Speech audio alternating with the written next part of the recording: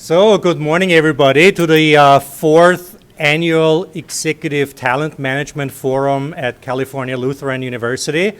Let me start off on a lighter note. Does everybody know that joke about the argument between the CFO and the VP for HR? So there is this, right, so there are these two VPs, one for finance and the other one for HR, and they're having this argument, and the VP of finance says, well, you know, you're requesting this professional development budget. What if we train our people, spend all this money, and then they leave? And so the VP for HR says, well, what if we don't and they stay?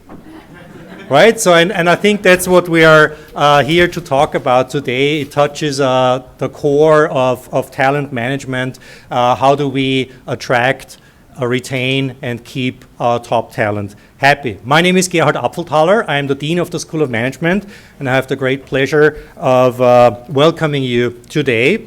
As a dean, of course, they only leave you with the most important things to tell your audience, such as you have pens in front of you. If they don't work, there's a little cap on the tip. Take off the cap, then they will work. Or your name badge. If you take out your name badge and you turn it around, you find the credentials for Wi-Fi access, in case you're wondering. Also, if you want to get SHRM credit for this event today, there's a sign-in list outside, so you need to sign in and sign out to receive credit for today's event. And I think the SHRM credit is also a nice segue to point you to a table in the back, which is by PIRA, the Professionals in Human Resources Association, which is here to inform you about their services. And they will also hold a raffle, where they raffle off 2 free seminars today. So leave your business card with the PIRA table in the back. What else is there to say? Yeah, over lunchtime, you might get approached by our videographers for a little testimonial that we might use for the next year's event or other purposes. So don't be surprised. These people are real. You're not going to be on Fox News. It's just for our internal purposes. I definitely encourage you also to stay until the very end of the event. I know it's a long day, it's a long event, but towards the end of the event we'll also have a little raffle where we raffle off some university and School of Management swag. And all of those who complete the survey at the end will be automatically entered into the raffle. I also want to point out that, of course, the key person for this event is our own Dr. Vlad Weiman, who is the organizer of the event, who is our key resource for the topic of talent management, our associate dean for graduate studies, and one of the world-recognized scholars on talent management. On the table to the right, I think that's where, next to the coffee, there are a couple of his display copies of a number of his books that he has published. And now it's my great privilege, after the housekeeping notices, to give you somebody who will actually deliver some substance in his address. Dr. Chris Kimball, the president of the University of California Lutheran University, and I might venture to say the chief talent officer also of the institution, in a way, right? I'm not going to make a joke about it. Chris Kimball. Yeah. Thanks, Gerhard. Good morning. Thank you, I think, Gerhard. I was going to say, when you're teeing up what I thought was going to be an exciting, fun day, don't tell them it's a long day. It's going to be a great day, and I want to thank Dr. Weiman. Vlad's been a great asset at the university, so Vlad, just let me say thank you in advance, and thank you in the past for all the things that you've done.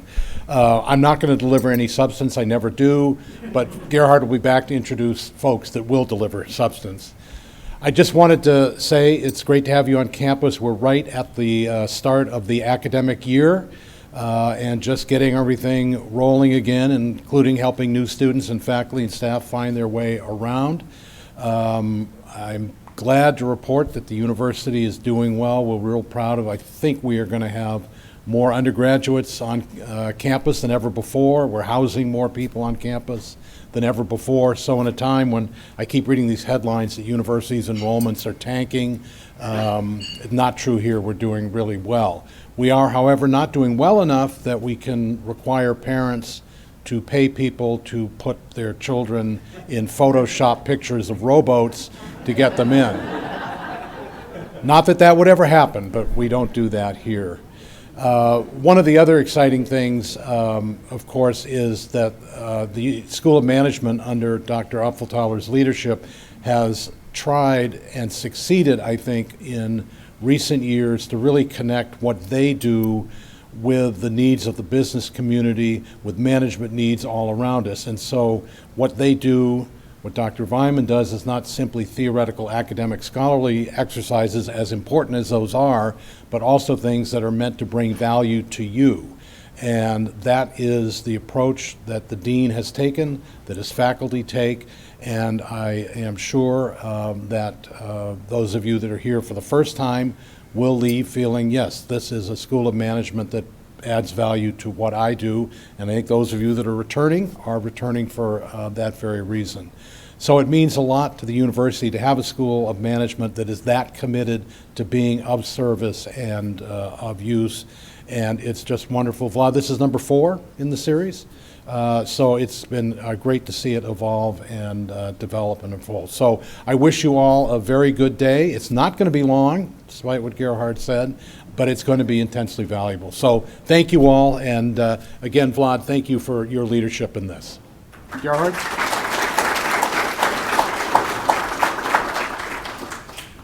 Thank you, Chris. Before I announce the first speaker of today, I also want to mention something that Chris Kimball, as humble as he is, has forgotten to mention.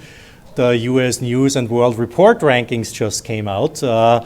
These are the authoritative rankings for the higher education space, and I'm happy to announce and proud to be part of it that Cal Lutheran just jumped 5 spaces up the rankings, and we're now the 9th ranked university in the entire Western United States.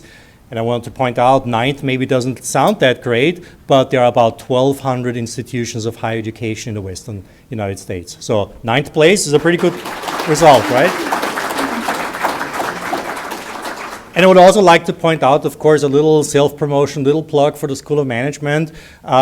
We offer not only undergraduate degrees, but also graduate degrees. And actually looking around the room, I saw a few of our MBA and executive MBA alums and undergraduate alums also. So thank you who are here and you're coming back to the university. Apparently the education wasn't all that bad, so that you keep coming back. And for everybody else, if you want an executive MBA, talk to me.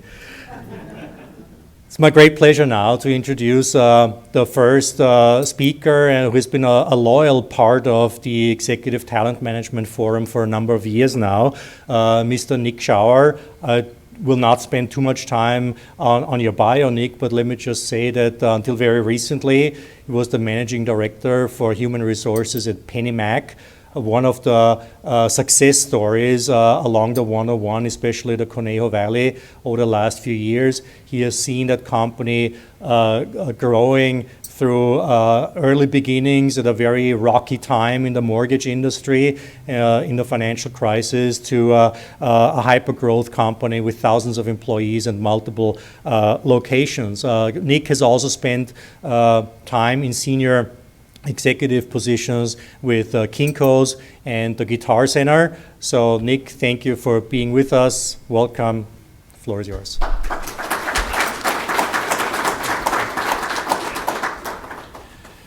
Thank you, Gerhard. You always sound better when someone else talks about you versus yourself, right?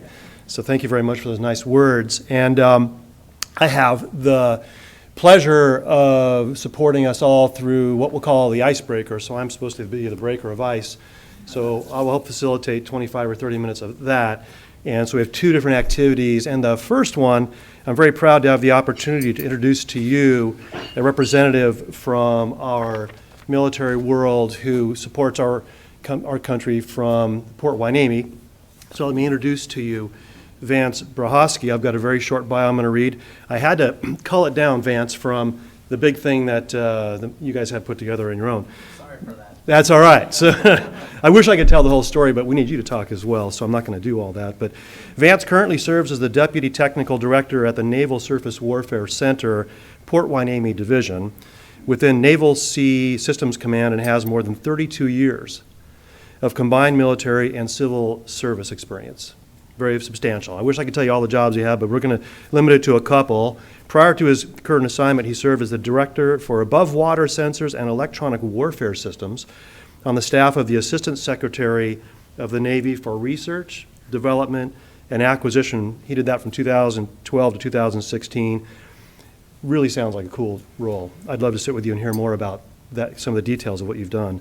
And numerous additional roles before that. He's a graduate of multiple leadership development programs and would appear, when I look at his bio, it would just appear that he was targeted for career growth and leadership growth within the Navy talent management programs over quite some time. And it looks like it's worked out well for him.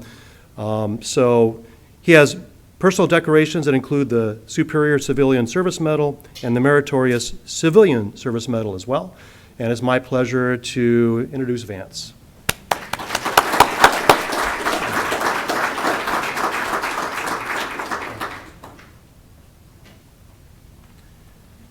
We'll figure out a way to load some of these slides. But first off, thank you for inviting me to the campus. This is my first time to Cal Lutheran, and I found it to be an easy and enjoyable ride from the waterfront down at the Port of Hueneme through the rolling hills off of Santa Rosa Road and into the what I would call the sort of the backside of Thousand Oaks, where I actually live on the opposite side.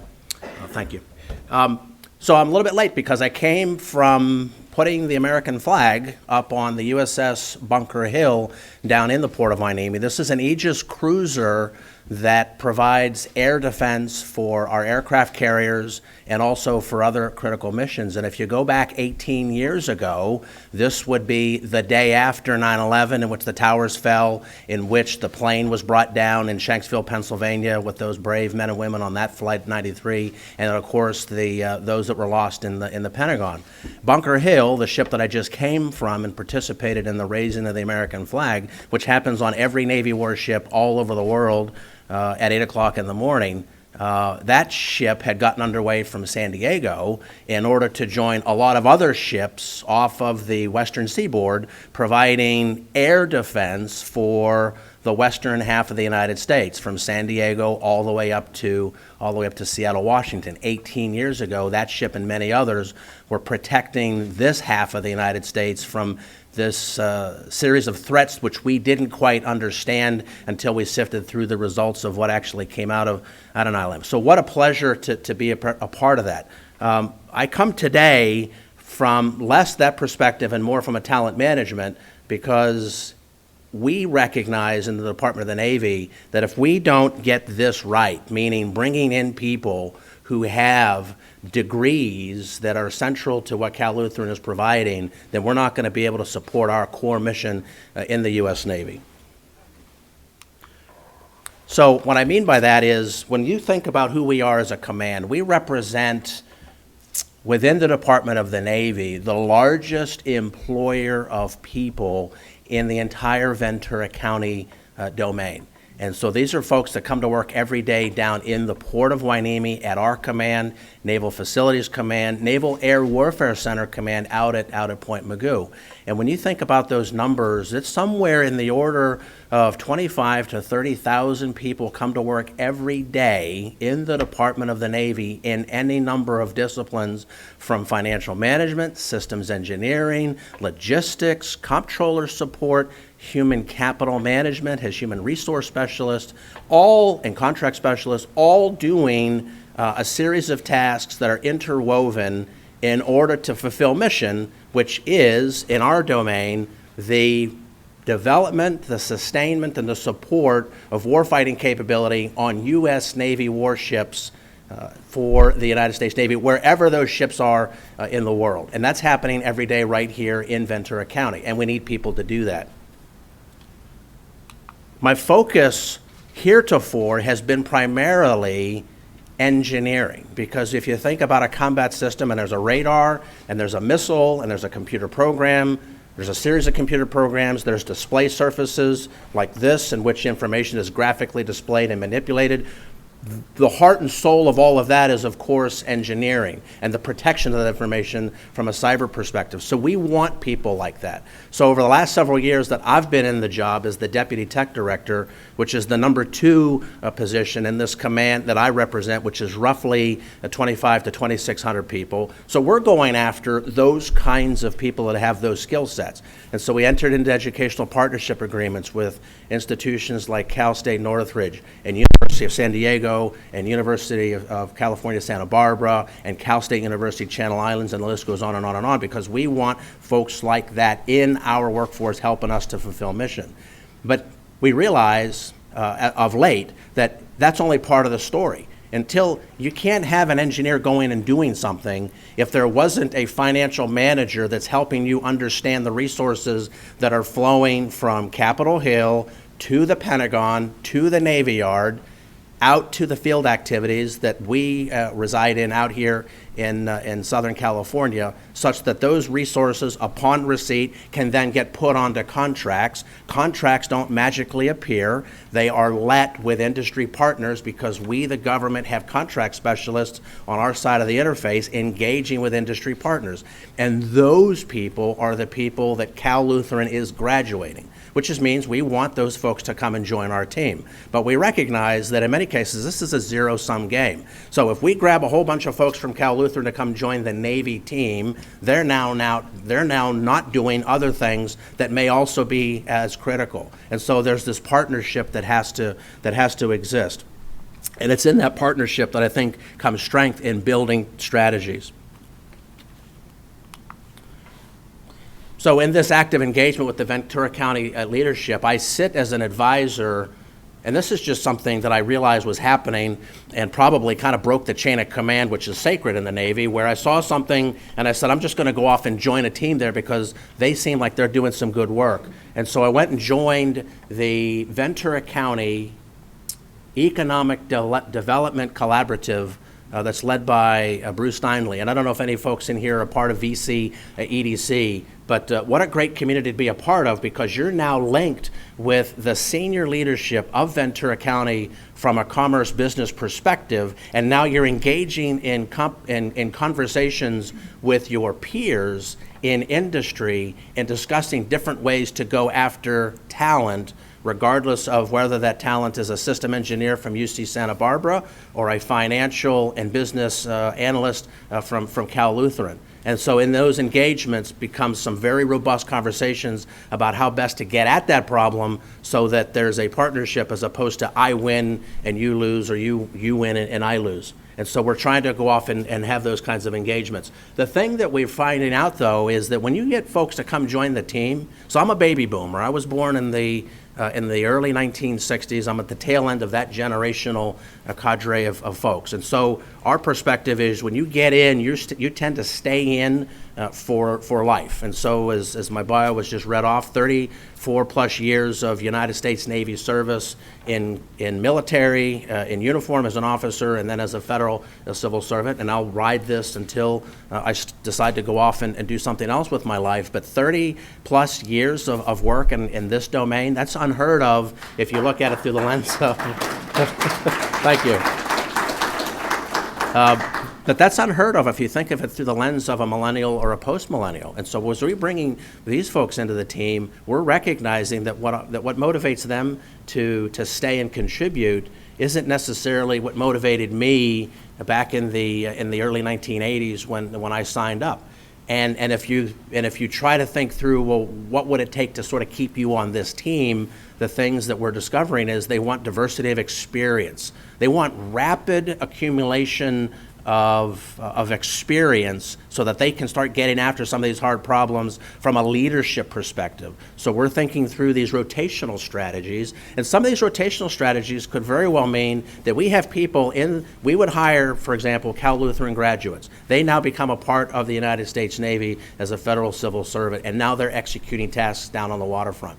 And we do that for a period of time. And let's say that that individual wanted to rotate back to the staff at Cal Lutheran or to go to another university and join an academic environment for a short period of time because it's in that individual's best interest and in ours, because we would then get that individual back having just gained that experience, and then those insights and those ideas that came from that experience are now brought back into our domain, and we could take advantage of that in thinking through different strategies for the retention and the promotion and the professional development of our workforce. Those are the types of things that we're starting to think about, and those are the kind of dialogues that I've got James Watkins, who's one of our senior leaders in our committee. James, why don't you raise your hand just quick so folks know who you are, and you're a part of our key membership leadership team. And so James, myself, and others, we're starting to have these conversations internal to our command, but we want to expand that aperture a little bit now and have those conversations with all of you, and then through that experience through folks that aren't even in this workspace this morning, but need to contribute, and we'll find them and have them as a part of this dialogue as well. So we have a couple of things that we've also fostered in our command in terms of leadership, because if you want to give people experiences in leadership, in managing teams, in executing tasks, you just can't snap your fingers and produce a leader. For the Navy, I went through a series of training events upon commissioning in 1985, and then those training events allowed me to take on successive bodies of work with increased responsibility and span of control, and that allows me to stand here today to speak with great courage and conviction and commitment. But you just can't snap your fingers with a Cal Lutheran graduate and instantly produce that individual. We have to throw leadership opportunities at them and grow them. And so we have a couple of initiatives that we've instituted: Leadership in Cinema, Leadership in a Diverse Environment Symposium and Colloquia. These are events where we'll sit down in either small group or large group, and we'll put scenarios on the table and say, you're a branch head, you're a division, you're a department head, you've now just faced this particular budget challenge or personnel challenge. How would you sift through that? Kind of unpack your thought processes in coming through that challenging scenario event, and let's talk about that. And then individuals are growing from those experiences, and now we're returning them back out into the workplace, having come from that. Those are the kinds of things that we're working on now at our command. So having said all that, we've got our community outreach recruitment person, Liz Awa, who is not here today, but she's sort of my go-to person that's helping to connect. I know that Nick DeSalle, who was our procurement contracting officer, was the individual that I believe originally reached out to you or to Nick, Dr. Vyman. So thank you for that. So this is just meant to be an icebreaker. This is an opening dialogue. This is a partnership that we want to move forward. We do not today, as a command, have an educational partnership agreement yet with Cal Lutheran. We will soon, because we're going to energetically pursue that, because we want to get after bringing in some of the best and brightest from this institution into the Department of the Navy. And with that, I thank you for the time, and I look forward to having some conversations throughout the morning before I have to head back down to the Navy base. Thank you. Thank you, Vance. Stay here. Yep. So we're going to keep you up here for a couple more minutes, and what we'd like to do is see if there are any questions for Vance from the audience. Would anyone like to ask any questions about their talent management programs, how they operate, his stuff that's in addition to what he already talked about? Okay. Do I get a microphone? You can. Okay. All right. Any questions? Oh, yeah. Go ahead, sir. Could you give us some examples of your rotational programs and how they're working? Sure. So the question, in case folks didn't hear it in the back, is some examples of our rotational programs. So what happens within the Navy is we have opportunities to rotate personnel that are internal to the command. So let's say that you're in a portion of the command that's focused on advanced radar development, and you've been doing this for a while, but you are hearing all of this neat stuff that's going on in the cyber domain, and you are an engineer and you want to experience some of that goodness. So we will set up an opportunity for you to leave your workspace and go join a cyber team for a period of time, and having done that, then you get to go back to where you came from, and these rotations can be anywhere from several months to a couple of years. So that's internal to our command.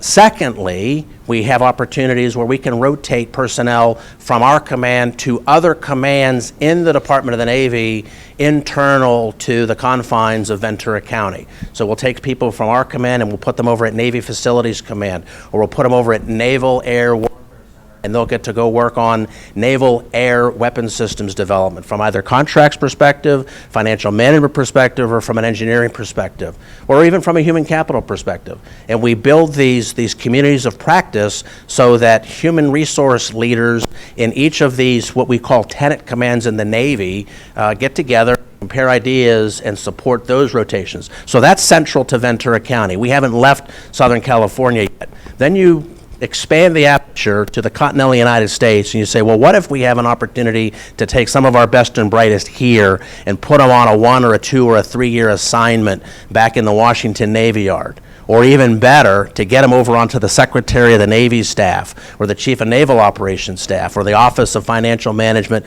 and Budget. And those opportunities exist. And those are expensive because you're paying someone to go from here to there and retain and then hold on to them, but they're on the other side of the country doing work at a headquarters staff. But they're getting lots of experiences as a result of, and then they would come back per agreement, and then they would rejoin our workforce. So what happens when they leave? You've got a hole. There's a gap now from a personnel billet perspective, and then we look at opportunities to fill that gap with either contract support where it can be done, or looking at where we can move personnel around internal to the command in terms of prioritization of workloading. So those are the couple of ways that we get after that. But as I highlighted earlier, the thing that we're not doing yet, and this is an idea that I want to pursue, is what if we took some of our personnel and we brought them over here and we put them on staff at Cal Lutheran? Or what if we took some Cal Lutheran folks and brought them into the United States Navy temporarily just to get us some perspective? I don't know what barriers exist. There probably are some, but we're told to go fast. I mean, some of the most senior leadership in the United States Navy, given the near-peer adversarial threats that we're facing, China, Iraq, Russia, North Korea, and et cetera, is go fast, go big, but with rigor and discipline. And so with those marching orders, we can start going after some of these ideas which probably wouldn't have been given the light of day in years past. Does that help you? Wonderful, thank you. Sir. Yes, what do you mean by creating or fostering a climate of inclusiveness? So leadership in a diverse environment and creating a climate of inclusiveness is, if you come from a certain demographic background, or if you come from a certain experiential background and you felt that that wasn't being taken advantage of, that you have experiences and you want to bring those experiences to the fore, but the climate at the command is such that we're not really interested, because we got other things to go do. We got to go get that radar to work on that ship so that that radar, having worked on that ship, can go off and support an air defense mission to go protect that aircraft carrier. And we're not, so thank you very much for your interest, but we're not really interested because we got other things to worry about.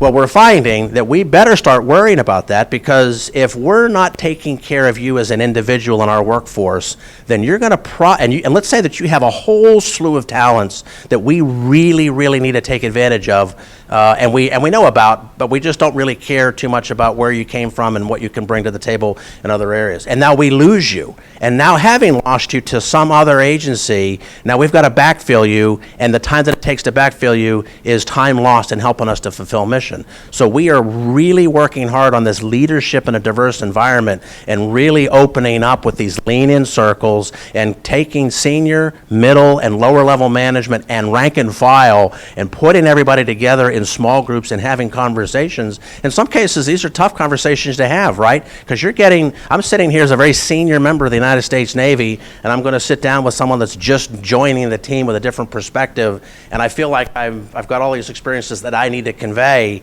and they're saying, wait a minute, I got stuff to contribute too, please listen. So these are things that we're all coming through together. So this is a new frontier for us, but we're finding that if we don't adopt some of these climate changes, that we're not going to be able to get after and retain the people that we need. Question? We're going to, Gary? No, I'm going to cut you off. Oh, cut him off, okay. Gary and I go way back, and I can tell him exactly what. So, Okay. 60 seconds, would you take us back to 18 years ago yesterday I'll go back 18 years and one day to 9/11. So I was in the Washington Navy Yard. And that was a very tough day because I was a federal civil servant and still am, but I was also a Navy Reserve officer. And I was the second in command of a reserve unit that supported Norfolk Naval Shipyard in Norfolk, Virginia. And in order to get that job, I needed to relieve the person that was in it already. Only he didn't want that job anymore. He wanted to go to the Pentagon. His name was Robert Elseth. So I relieved Lieutenant Commander Robert Elseth on Monday, September 10th, of the executive officer duties of a reserve unit that supports Norfolk Naval Shipyard. Having done that on Monday, September 10th, Lieutenant Commander Robert Elseth reports to the Pentagon at 6 a.m. on September 11th, 2001, into the Navy Command and Control Center, which is smack dab between quarters 4 and 5. 3 hours and 37 minutes into his watch, which he stood because I volunteered to relieve him of the duty in Norfolk. 3 hours and 37 minutes into him standing that watch, he was killed instantly when American Airlines Flight 77 slammed into the Pentagon at over 500 miles an hour, killing him and 184 other people on the plane and in the building, leaving a widow and a 6-year-old girl. That widow never remarried. That girl grew up. She got a master's in business administration from George Mason University, and she's now a certified public accountant in Northern Virginia. And before I took the job to come here, I would go and visit the gravesite of Lieutenant Commander Robert Elseth in Arlington National Cemetery and all the others that are buried there from that fateful day that were killed in the Pentagon, because I felt that it was my duty and it remains my duty. That we lost a lot. We lost 3,000 people on that day. It put us on the trajectory that we're at now, and we're still getting after this war on terrorism, and we can't take anything for granted from that moment forward. And we thank God that we have a United States military that's protecting us, and it affords us the freedoms to have meetings like this, to have institutions of higher learning, to go after the kinds of things that are happening here at Cal Lutheran. So that's what 9/11 was for me. Thank you.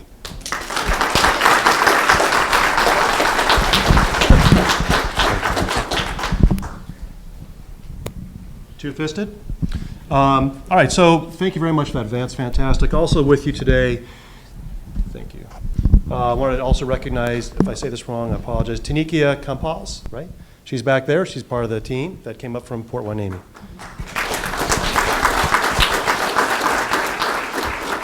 So you can see perhaps a new slide popped up behind us here. And that slide gives you the direction for our second icebreaker. We're going to take about 8 minutes at our tables to talk about this topic. This is the guts of our agenda today, talking about inclusivity, exclusivity in a different way than was talked about earlier by Vance. And really the thought is, how do you go about thinking of who's going to participate in the talent management programs of an organization? And so take these words, think about them for a moment, and then please, one by one at your table, talk about how your organization or organizations you've been before included people in talent management programs, or if did not include everybody, how did you decide who would be included? So take a couple minutes and talk about that, and at about 30 after the hour, we'll get back onto the rest of the program.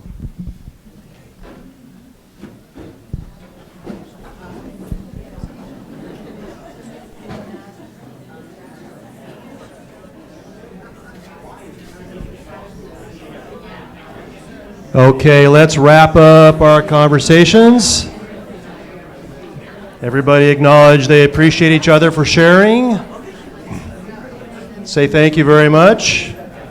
And let's move on in our conversation, folks. Thank you very much for the very engaging conversations that are happening around the room. I wanted to share a couple of, okay, ready? Here we go, moving on. Thank you, all right. So I did want to share a couple of experiences I had that might resonate as well. Back in my days working as a head of HR at a couple of retail businesses, and Kinko's, but remember Kinko's? Brand doesn't exist anymore. Yeah, that was a cool place to work, tell you. And Guitar Center as well. And both those organizations were very high growth for a long time, and certainly when I was there. And we were always seeking for more people to become leaders in the stores because we were adding so many stores and believed in the organic growth of talent. We had put in objective measurements to determine who should be included in the talent management programs. Once someone got in the talent management programs, there was essentially an exclusivity because not everyone participated in them. So maybe that's a hybrid. Company I was most recently at, we were just in the process of trying to figure out how inclusive we really wanted to be. And as a fairly young company, hadn't really gotten that stage yet, but there was sort of an organic decision-making process as to who should participate in growth programs.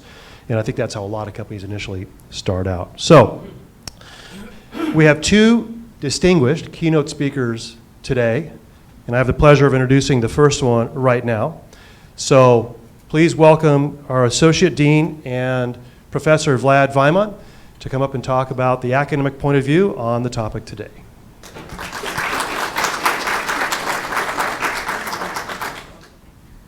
Good morning, everybody. Let me put my glasses on to look a bit smarter than I am. Is it working? Oh, thank you. All right, so let's begin. And my role here is to really to provide a context, to provide a setting, academic setting to a topic, to the topic at hand, which is exclusive versus inclusive talent management, or is it for everyone or a select few? This is what today's theme is, and all of our conversations will kind of revolve around this particular topic. So let me start with the agenda, of course, and it's going to be quick. We'll talk about talent and talent management. I'll start with my mantra, definitions, this and that. Then we'll talk about inclusive and exclusive talent management, the definitions, because sometimes people conflate exclusive hiring practices, for example, or inclusive workplace with inclusive talent management. It's not exactly the same. Then we'll talk about best practices, because you don't only have to identify those talented individuals, but also you need to develop them and keep them in your company long term, hopefully. And then questions and answers, I'll probably skip. Maybe I'll take one or two, and then of course we'll continue with our program with a short break and then a keynote speech from the industry representative, and you'll have a treat listening to our keynote speaker today. All right. Yes, let's talk about talent and talent management. And what do we mean by talent? Because there are, well, literally hundreds of definitions of talent. If you look at the literature on entertainment, literature in psychology, you will see that there are hundreds and hundreds, actually, really, very different definitions of talent. In management, and especially in the world of human resource management, organizational behavior, talent management, we refer to talent as systematically developed innate abilities of an individual, or individuals in plural, that are deployed in activities that these individuals like, find important, and want to invest most of their energy. There are two key words here, or key phrases. Excuse me. Number one, innate, which means that you really need to be born with some kind of a spark. But it's also systematically developed, meaning that even if you're born with a spark, if you don't develop this spark, it's never going to become a talent, or you're never going to become a talent. Imagine if you're born with an affinity and capability to play violin, but if you don't practice every day, 7 hours a day, you're never going to become a maestro. Never, right? So that's what talent is in accordance with literature and many experts in talent management. Talent enables people to perform excellently in one or more domains of human functioning, performing better than other people of the same age, background, and experience, or also performing consistently at their highest level. And it's difficult to achieve, but that's what we kind of mean when we talk about talent. Again, even in the world of business, when we say talent, we may mean different things completely. For some companies, as you can see, it's only top of the house, cream of the crop, leadership ranks. For some other companies, talent is just those with high potential. Yet for some others, it's all the employees in the company, right? I refer to talent as key people in key critical job roles. And also employees who possess or in the process of acquiring in-demand and specialized knowledge and skills. Now, the first and foremost role of talent management is to identify those key critical roles in the company. Not, looking at people first. First, identify the roles, then identify key people, and then try to marry those two in order to be successful. And I'm just telling you what the academia says right now about talent management, and we'll test some of those definitions and test some of those notions during our discussions today. And also, talent is very contextual, and this is what some people, some companies forget. I think I'm pretty good at what I do, giving lectures, speeches, writing books, training corporations, et cetera, et cetera, et cetera. But if you put me in the front of the piano, you won't want to hear what I can play. It's going to be a total disaster. Which means, again, talent is contextual. Talent who is thriving in one context may not thrive in a completely different context, okay? So what is talent? I mean, if you want to simplify it completely, you can say talent is a combination of your hard and soft skills, right? Your technical abilities to perform job, your technical skills, and soft skills that include such things as communication, both oral and written, collaboration, relationship building, what else is there? Creativity, self-awareness, empathy, and many other things. By the way, I don't have any pictures on my slides. It's all words, and I do it specifically for the reason that if one of you or some of you would like a copy, you can have it and read it without any questions, without me being there. Okay? So talent management, therefore, so we have talent, the definition of talent, then we have definition of talent management. Is a set of meaningful techniques aimed at 4 things. Number 1, where's the thingy? No, it's not the right thing. Here you go. I was looking for the laser. A set of meaningful techniques aimed at 4 things. First, attracting and identifying. So attracting from the outside of the organization, identifying from the inside, motivating, developing, and retaining organization's most valuable employees, and ensuring their deployment in those roles that add the greatest value to the organization. And again, we say most valuable employees, and how you define who your most valuable employees are depends on your organization. Again, it's highly contextual. Usually, talent management activities, as I said, revolve around the following: attracting talent, developing talent, managing talent flows from within the organization and from the organization to the outside of the company, and ensuring retention of talented people. Okay, so this is the basics of talent management as defined by the academia.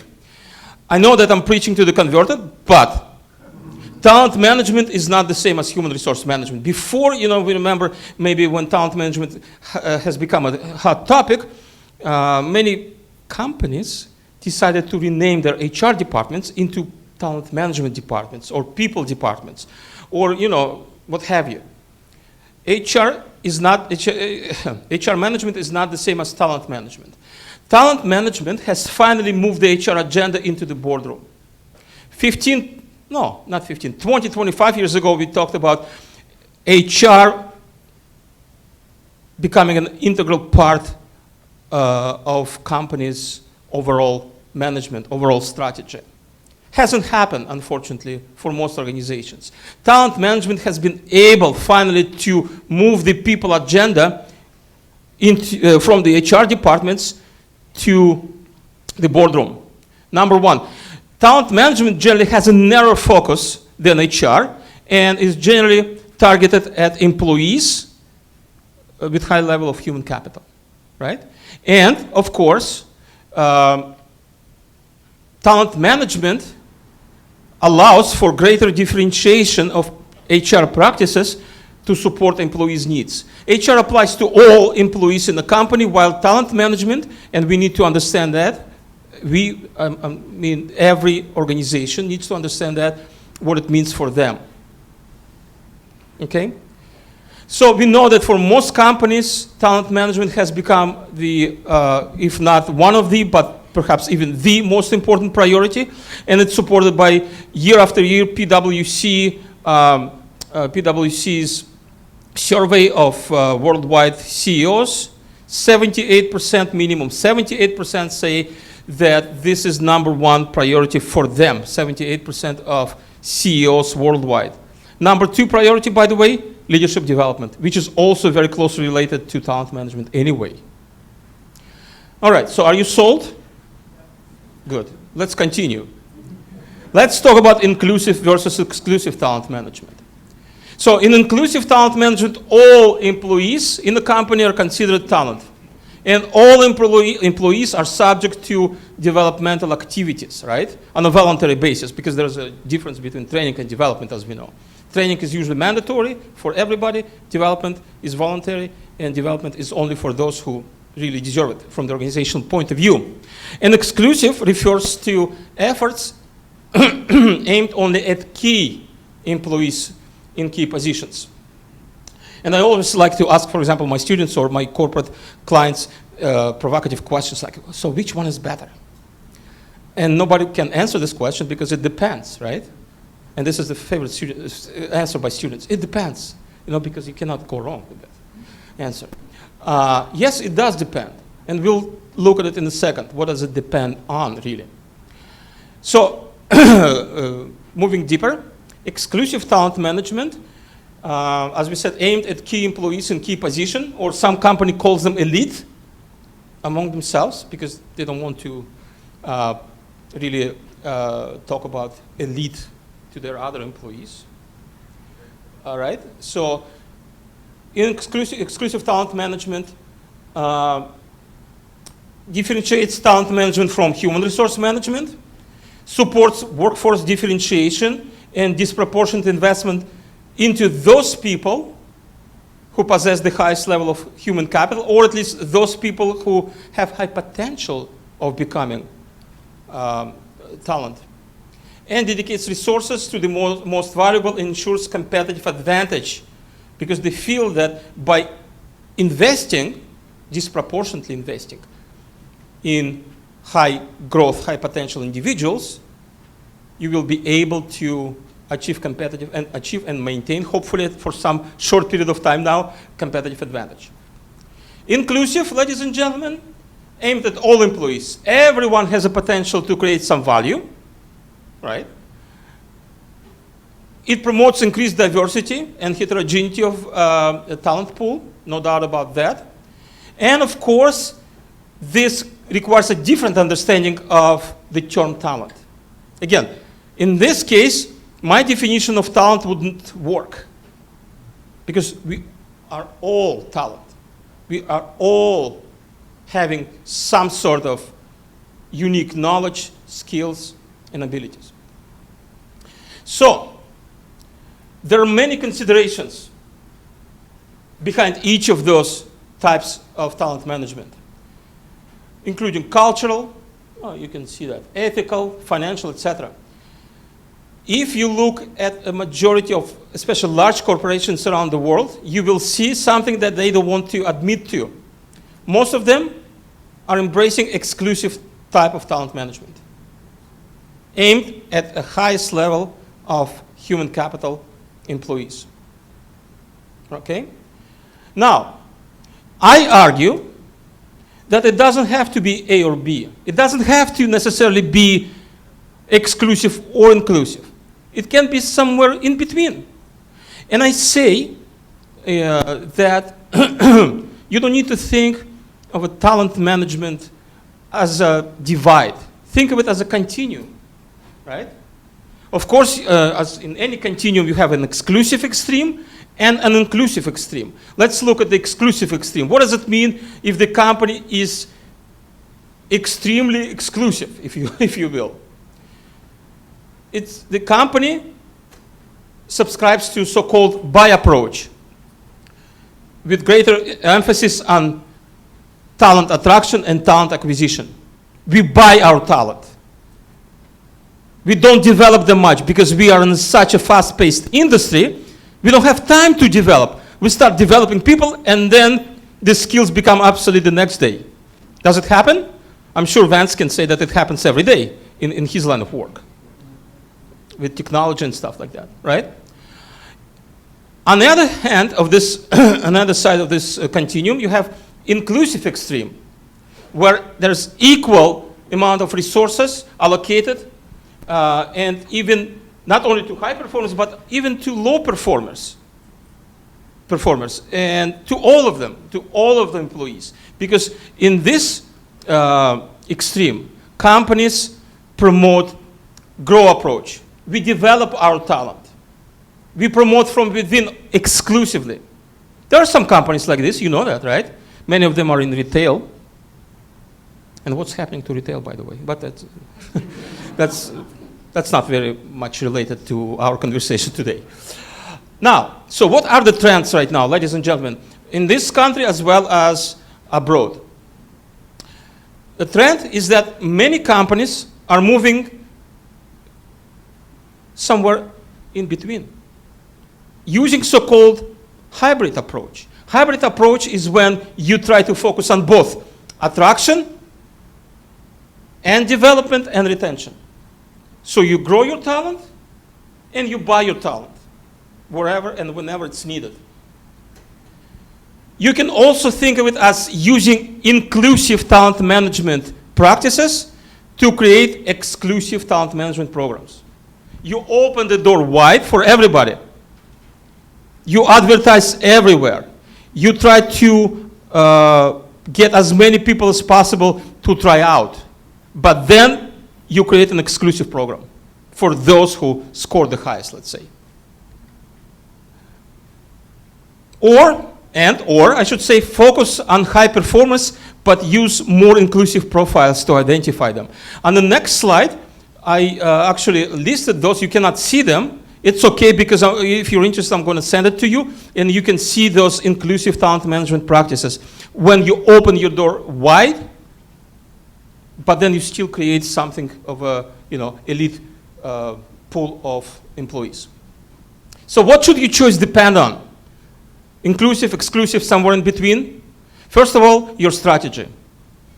Your strategy, your structure, your values. Number two, organizational size. Larger companies tend to be more exclusive in terms of their talent management. Medium-sized companies tend to be somewhere in between. Again, now, as I said, the trend is that even large companies are starting to move towards the hybrid type. Also depends on national culture. Large American companies, as I said before, use exclusive talent management. Medium-sized German companies use inclusive, depending on culture. Medium-sized Spanish firms use both. Also, depends on other micro-environmental factors, such as governmental policies, economic situation, etc., etc., etc. It depends on your definition of talent, as we said before. And also, it depends on whether or not you can allow for multiple talent management programs within your organization. Let's say for everyone, there's one type of program, and then for the elite, I don't like this word, but I'm sorry that I have to use it, and one for the elite, okay? But the first step is, of course, to define talent. What does it mean to you and your organization? Is it everybody? Is it just those people in the goldfish pond? Or is it something in between? Next, I'll be done soon, by the way. I see some people are kind of, their faces are clouded a bit. I don't know why. Are you still with me? Good. Good. Now, communication and talent management. The question is, and actually, recently I was invited to the largest independent automotive company in Europe, and they asked me 2 questions. They asked me, can you please talk to our management about 2 things, inclusive versus exclusive, and communication. Communication is this, meaning this. Should we tell our talented people that they're talented? And should we tell the rest that they're not talented? What should we do? It sounds really funny, right? For us. For different cultures across nations, it may not be such an easy question. Because, for example, in Scandinavian Nordic countries, including Finland, people don't want to really be distinguished from others, differentiated from others. Because their most important societal value is equality. Right? So it's not an easy question. So research, ladies and gentlemen, has identified several positive effects, of course, across a range of employee attitudes and behaviors. When you tell them that they are a part of your talent pool, they become more motivated, more satisfied with their job. They skip their work less often, of course, lower absenteeism. But also, don't forget that there could be some negative consequences of communication. From those identified as talent, people sometimes become complacent. Oh, I'm talented. Why should I try harder? I'm already a talented guy. Overconfidence. I just displayed that as well. Loss of motivation in the long term. Increase in unjustifiable expectations. That's from those who have been identified as talent. From those who have not been identified as talent, of course, as you can understand, and if you communicated this to them, well, James, you're one of my best guys, but Nick, he's so. So Nick, I'm sorry, maybe next year. So from Nick and people like Nick, we can see that these people display jealousy, obviously, decreased motivation, and they display turnover intentions to quit. So do you communicate or do you not communicate? I don't have an answer. It depends. Again, it depends on many. That's why I do have some consulting work, because it depends from company to company. If I had a silver bullet for everybody, it would be easy. Just publish another book, it's done. But then, no more invitations from organizations.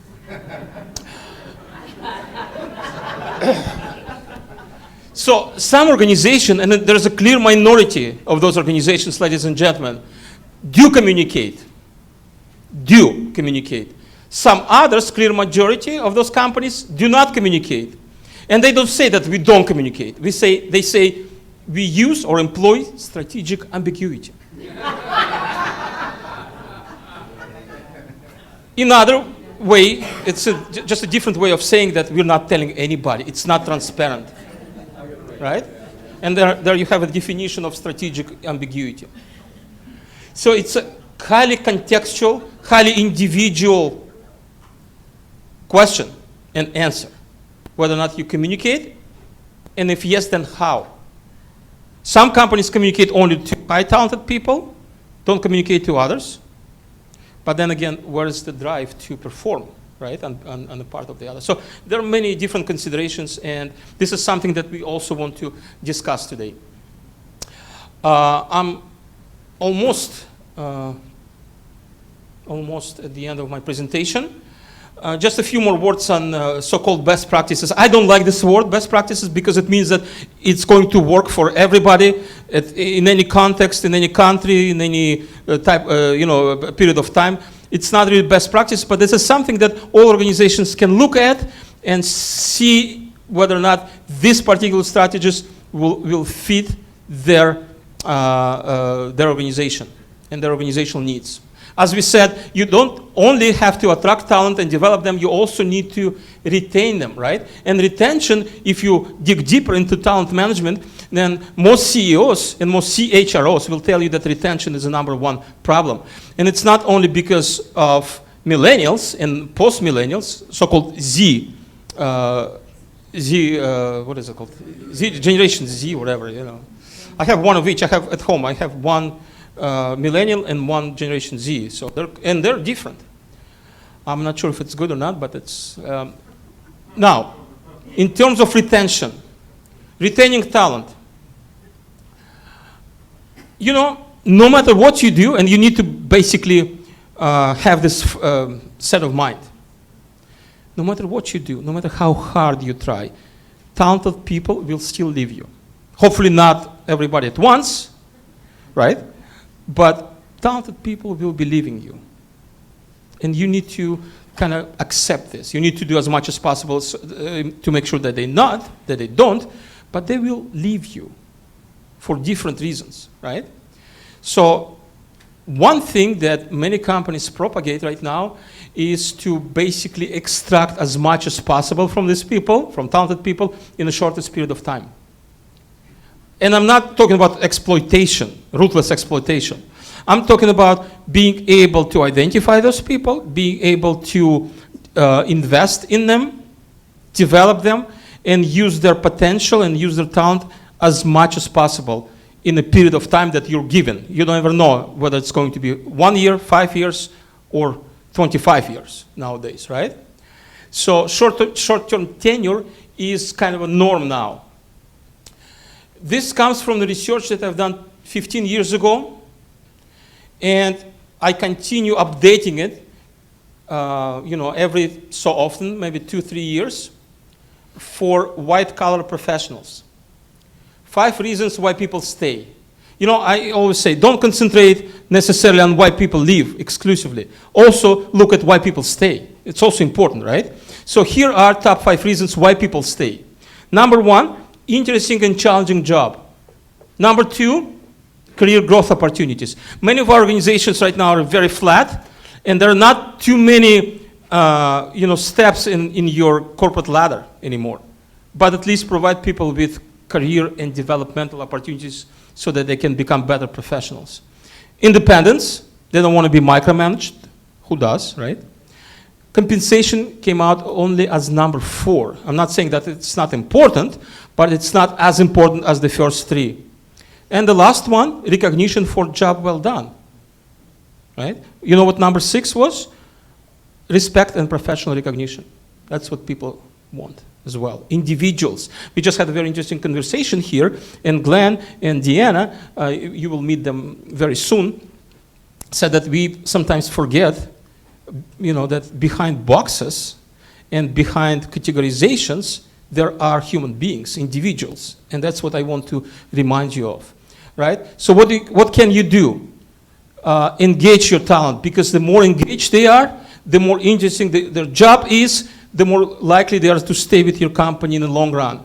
Provide some training, hone their skills, help them to hone their skills, develop their careers. Executive MBA, by the way, another plug. Yeah, where's my dean? Over there. Executive MBA is one of those wonderful developmental opportunities. And create a talent management culture at your place. But at the same time, also don't forget to promote from within. You know what's interesting? Right now, in average, we have 40% of employees are promoted from within, in average. 60% of leaders are taken from the outside, or both from the outside of the company. I always argue, try to 80-20 ratio, if it works in your organization. Make sure that the work design is interesting, challenging.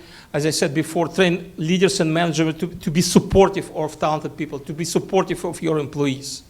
And of course, last but not least, never ever reward compliance. And this is something that I have to fight with, sometimes with my clients, rewarding compliance. People get their salaries to be compliant, to be at the level of their expected performance. You don't reward for that. You reward excellent performance. Only then will you be able to distinguish the best performance from the rest.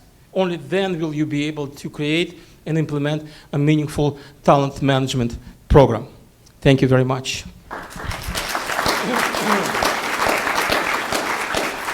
I have time for 1 or 2 questions, and then we'll take a short break. For those of you who haven't had breakfast yet or want to take a bio break, I'm not going to go into detail. But then we'll have a wonderful keynote speech after that, okay? So 1 or 2 questions, Steve. You spoke on employees, but when you look at the workforce in the discussion on PhD, the government, probably 25% of their workforce is contractors. Mm-hmm. So when you look at talent management and inclusion, in your experience, are you looking at that talent also? Typically, the government will ask for somebody who walks on water, doesn't get their feet wet, but they don't really exist, and they have to be shaped to fit the positions they're going into. Yeah. So basically, it's about managing talent of independent contractors, of freelancers, right? Part of the workforce, instead of using the term employee, it's the Yeah. workforce. A red book. There's a red book. I think it's managing talent of knowledge workers, and it's mostly talking about those kind of employees. It's not an easy task to do, and the definition of independent contractors, by the way, is changing as we speak, right, in California. And I think the governor is going to sign it, if he hasn't signed it yet, that the companies will be encouraged to employ people as opposed to have them as independent contractors, which has a tremendous,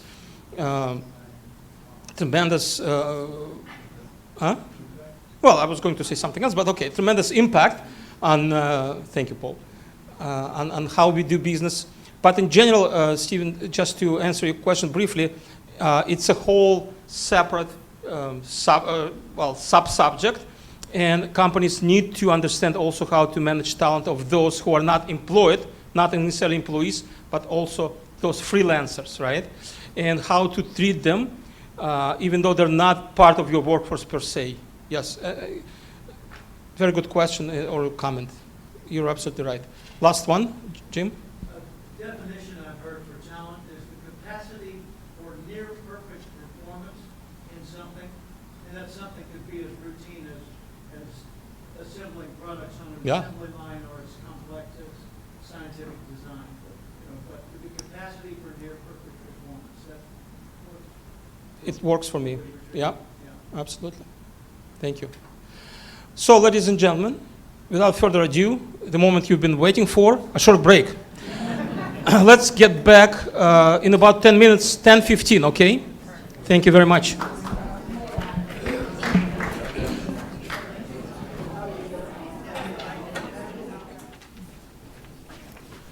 All right, welcome back.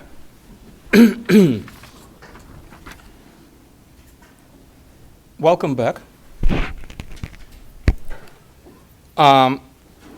Right now, going with our program,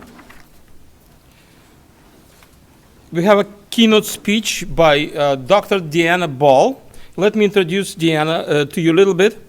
Currently, Deanna is the head of global organizational effectiveness at Medtronic. And Medtronic, as you know, is a global leader in medical technology, services, and solutions with approximately 90,000 employees and $30 billion in revenue, and with operations in more than 150 countries. As an organization effectiveness leader, Deanna is accountable for driving strategies that enable organizational effectiveness, including human capital and insights, organizational development, transformation change management, leadership assessment, team effectiveness, and programs. Before her current role, Deanna led the talent management function for Medtronic's business groups. In this role, she partnered closely with executive leaders to build high-performing organizations in teams by designing and implementing end-to-end integrated talent management solutions and processes to enhance organizational performance. She has extensive experience in the areas of talent management, organizational design, leadership, and team development, as well as high-impact talent strategies resulting in improvement in organizational climate. Prior to her current role, some of her career highlights include working at the U.S. Department of State, Digital Insight, which is an Intuit company, and the Bank of America. In addition to her corporate and consulting experience, Dr. Ball also served as a volunteer member of the International Sherry Blair Foundation, mentoring women entrepreneurs from developing countries on building and expanding their businesses. Ladies and gentlemen, please welcome Dr. Deanna Ball. Sorry.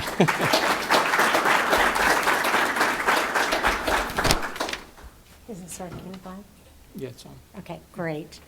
Well, hello, everybody, and I just want to start out, is it working? Can you hear me? Okay, good, good, good. I'll use this as well. I'll grab that if I need it. Thank you for the introduction. I will start out by saying I'm so glad that I'm wearing my glasses today, because I think this is going to save me in terms of, Vlad said that we look smarter when we wear the glasses, so I have them on. So that's good, good. As Vlad mentioned, I do lead the Global OE COE for Medtronic. And for those of you that don't know Medtronic, we are a medical device business. We're the leader in the industry. And basically what we do is we create medical devices that are implanted in your body, head to toe, pretty much. Or we create devices that aid in surgery. So we have one of the largest robotics platforms that help in robotic surgeries. And we are a global company and located in over 150 companies. Today I'd like to share with you the Medtronic transformation journey that we've been on and how we've leveraged talent management strategies to really drive that transformation. And so I'll go into some of the details about that. But before I do that, first and foremost, I want to thank you for inviting me to be here today. And Vlad and Nick, thank you for inviting me. When Vlad asked me if I was interested in participating, we had a few conversations about how we wanted to shape this topic of talent management. And there's a planning committee, and the planning committee, we all got together, and the planning committee had some really important questions that came up. And the questions were, okay, we're going to talk about talent management, but this is a topic that has been talked about over and over and over again, as we all know, right? So why now? Why talent management? And what's different? Why do we need to think about talent management differently? And so I do want to spend a little bit of time talking about the backdrop of why now, what's important now, and the world of work that we are all facing. And the speakers before me touched on this a little bit, and we talked about the future of work a little bit, but we're going to spend some time talking about that. I'm going to spend some time talking about that just as a backdrop before I dig into the Medtronic journey, because this backdrop has really served as a very important platform for what we're doing within our company regarding talent management. So, I think this, okay. So I want to start out with a little poll. When you look at this, in what year was a seminal article written about the future of work? Okay, and I'm just going to use a show of hands. Do you think it was A? If you think it's A. If you think it's B. Is it C? Do you think it's D? Well, for those of you that raised your hands, you're all right. As we know, the future of work is a very popular topic right now. And if you go to any conference, whether it's HR or outside of HR, there is probably, if the whole conference isn't dedicated to the future of work and the world of work, there is definitely going to be a presentation on the future of work or at least a breakout session. Okay, so it is a very hot topic right now. And the fact is, for decades, leaders have been trying to crack this code and trying to understand the war on talent. Those are buzzwords that we all know. How is the future of work going to dictate how we leverage our talent or design our talent management strategies? And it is something that is not going to go away. So how is business changing? First and foremost, I think we all know we have become a digital workforce. It is a digital world, and the work around us is being automated. It's being automated faster than we could keep up with. And it's not just the work that we do, it's also how we interface with customers and it's also how we need to compete to win. This is something that is being embedded in everything we do. Artificial intelligence is not going away, and the cognitive technologies that are causing disruption in all industries. For example, we all know we have Uber and Lyft completely disrupting the taxi industry. We have Airbnb completely disrupting the hotel industry. We have streaming news and streaming media, and we have our iPhones, which have completely disrupted and changed how we do our banking, how we buy groceries, how we get our news, which has completely disrupted the newspaper industry. So technology is here, it's embedded in everything we do, and it is happening rapidly, and we must be able to respond, and it is impacting everything we do from a talent management standpoint. All of this is putting pressure on talent, and it's putting pressure on organizations. We must be focused, we must be intentional, and we must be deliberate in how we think about talent management strategies. We have to be fast, and we have to be intentional. So I mentioned briefly artificial intelligence. How many of you are thinking about artificial intelligence related to talent management in your companies right now? Okay, this is a surprise to me. I will be honest with you. This is a surprise to me because if you're not thinking about it, you need to be thinking about the digitization of the workforce and artificial intelligence, because this is how you are going to stay ahead. This is how you are going to attract talent. This is how you are going to retain talent. This is embedded in everything that we are doing, and it is here to stay. It is not going away. The implications on talent management are vast. For example, this becomes more prevalent. It may or may not surprise you that businesses are thinking about the capabilities that they need in a very different way. You might think that the capabilities that we need have to do with that technology and have to do with being an expert in technology or digitization. Now that's something that's important. But what is the number one capability that businesses are finding is a must-have in this digital world? Just throw out some thoughts. Data analytics. What was that? I heard over here, data analytics and soft, I heard soft. Soft science. You got it. It's the ability to communicate and do those things that robots and computers cannot do. Okay, this is becoming very, very critical. Now, we've always said communication is important, right? Number one skill we need is good communicators. But it's changing, it's shifting, because now we need people who could teach the computers the nuance of communication. Okay? Artificial intelligence is here, it's here to stay, and we need folks that could teach those computers how to think about communication, how to pick up the nuances, the real human nuances of communication. For example, IBM. IBM,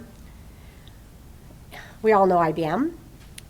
40% of employee inquiries to their human resources department is now done through chatbots.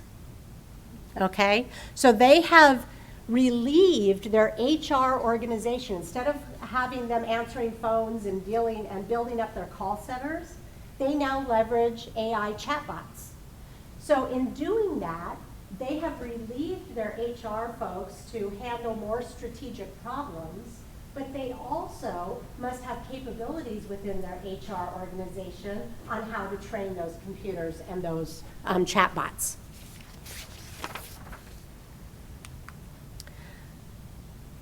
According to the Computer Science Education Coalition, all of this is putting pressure on the workforce and on organizations. With the unprecedented unemployment rates, and I think the last I read, very recently, it was 3.8, unprecedented low unemployment. We have the introduction of the remote worker. And earlier, when Vlad, the question that came from over here about contract workers and the remote worker, very, very important question. So, in any given time, 7.5 million jobs are remaining unfulfilled. 500,000 of those are technology jobs. Yet university graduate programs in computer science are only fulfilling roughly 50,000 jobs in any given year. That is a tremendous gap that we have. So what do we do with that? To further illustrate this pressure, and we talked a little bit about this as well, it's how we're competing for the talent. It used to be, when we're thinking about technology talent, that we used to compete with who? The Googles and the Apples of the world, right? We used to think, gosh, we have to be a Google. We have to go after that talent. Now, we're competing with McDonald's. McDonald's is considering itself a high-tech company, and we are competing with the McDonald's of the world and every other company for the same talent. It is no longer limited to Silicon Valley and the Googles and the Apples of the world. Also, digitization is changing the way people look for work. So it used to be the traditional way that we looked for work was through the classified ads, right?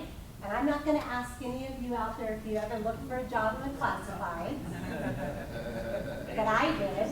I remember I used to get the newspaper, I would open it up, I'd have my little yellow highlighter, see if this resonates with anybody.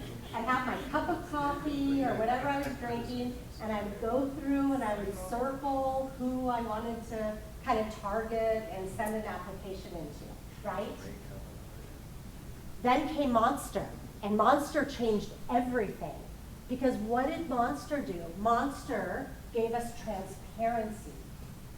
And so it used to be that people applied for a job, including our previous speaker, and stayed with that company for 30 plus years. They built their careers around a company. Then came Monster, and suddenly people had transparency of what's out there.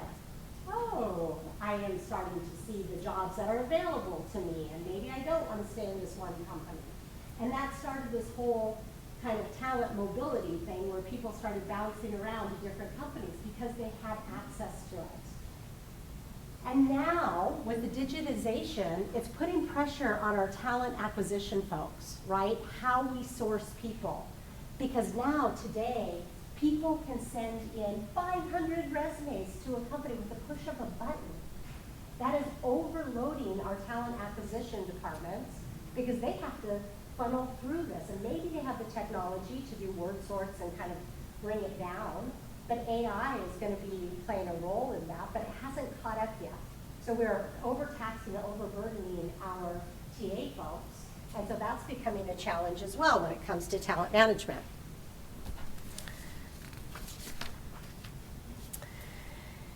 And then, as I mentioned before, we have the introduction of the independent worker. This is the contract worker, okay? And this is a really big deal in terms of the future of work and the future of talent management. The independent worker is no longer an alternative or designated for people that are in transition. It used to be that, I'm saying I'm a consultant because I'm in transition, and it kind of maybe it had a stigma to it, maybe it didn't, but those days are long gone. It is part of our ecosystem, and people are independent and contract workers by choice.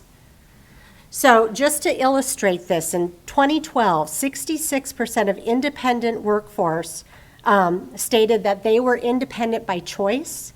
And now that number in 2019 has jumped to 88%. So 88% of the people that are working independently or as contractors are choosing to do that. Yes?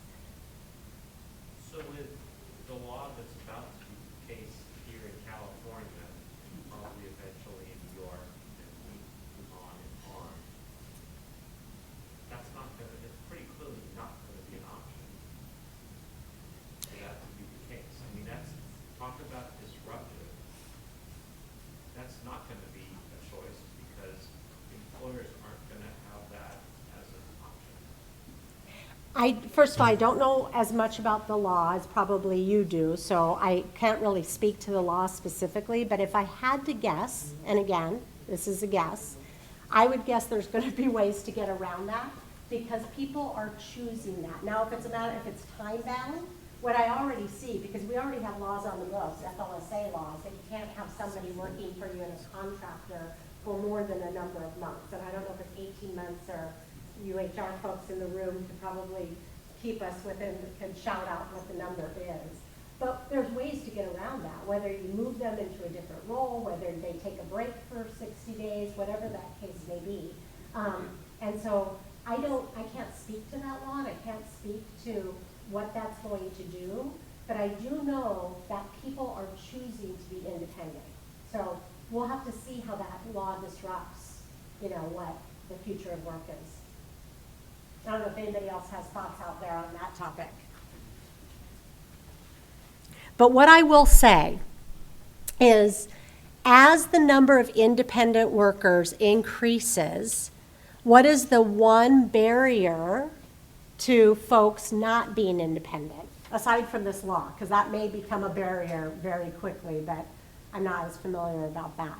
But in today's times, as we think about the future, what is the number one barrier that's causing people to not be independent, even if they want to be? Healthcare. It's absolutely healthcare. So as healthcare improves or becomes more accessible, and we'll have to see what the changes are to the healthcare world, this number could go up. And again, I don't know about that law, so I don't know how that's going to play into it. But these are the trends today. So what does this mean for all of us?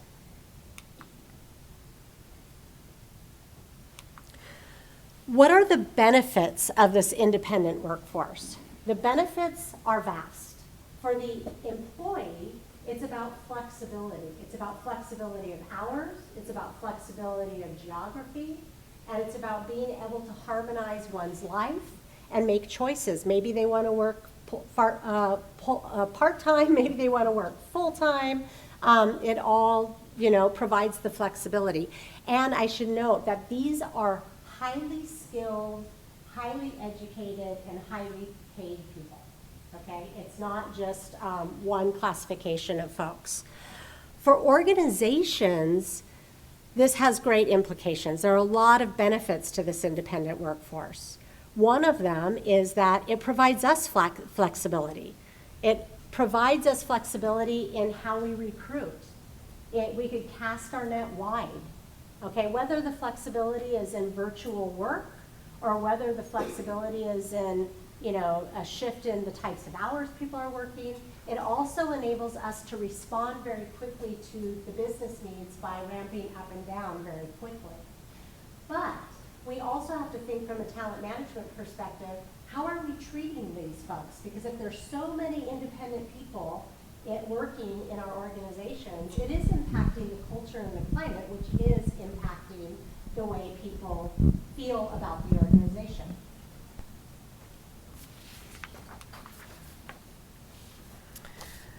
So how are businesses adapting and tapping into this?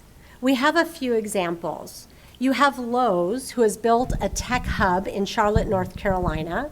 They did this in response to the high cost of living in Silicon Valley. It's a much more attractive environment. Oh, do I need this? Yeah. I know, I said I was going to be behind there, and then I keep walking in and out. Yeah. I suspected this might happen. Is this on? Okay. All right, good. So we have Lowe's, who built the hub in Charlotte to respond to cost of living and make sure that they're able to attract the right talent. We also have United Healthcare. United Healthcare is partnering with universities to ensure that the programs are teaching and preparing new entrants to be prepared for the work ahead of them. And lots of companies are partnering with universities, and we just heard our Navy friends are doing the exact same thing. They are actually getting in to the ground up, helping universities design their curriculum and the programs to make sure that people are coming out of those universities prepared.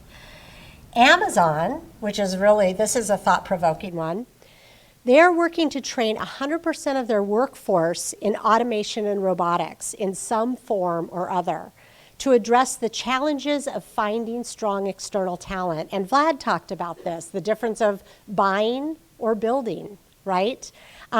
They're building the capability within, and they're investing their money to build the capability because it's too difficult and it takes too long to find the capabilities externally. McDonald's, as I mentioned before, views itself as a high-tech company first and foremost above anything else. And as we know, digitization is also changing the candidate experience. In the past, and we already talked about finding a job, there was a certain order that you went in. You went and you found the job, you targeted the company, you sent in your resumes, and you kind of went through the chain. Now that's changing. Now, instead of targeting the one company you want to go after, you're sending hundreds of resumes out there, and you're seeing what sticks. You're seeing what gets a call back. Then you talk to the recruiter. Then you narrow it down to the short list. You don't start with a short list. You start big. And then you see what kind of comes from that, and then you do your research, and then you make your short list. So it's changing the way candidates are looking for work. The other thing that's really important to know is in a recent study that was done by Deloitte, they were doing a study on the war on talent. And they asked people if it's easier to find work, to find a new job outside of their company or within their company. And we all know what the answer to that is. It was 60% of respondents said that it's easier to find a new job outside of their company than within. So when you think about the world of work and you think about the war on talent and you think about the capabilities we have to invest in and build, and we think about the burden on our talent acquisition teams, we have the talent within our own companies, but we're not good at managing that talent and identifying that talent and knowing who's ready now and knowing how to make sure that we have the right people in the right work at the right time. And we have the talent in our own companies. So Vlad said he thinks that he recommends there should be an 80-20.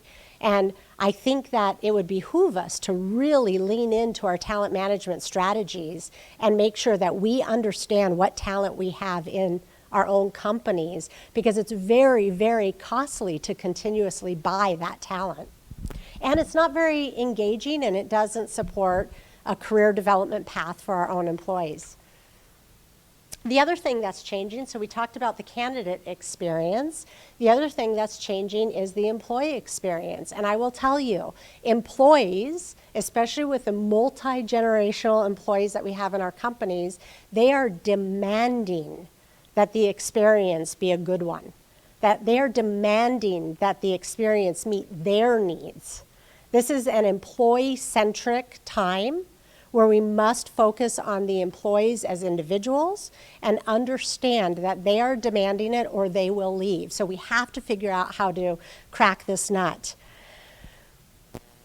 Second is engagement, the engagement of the people and how they're thinking about benefits.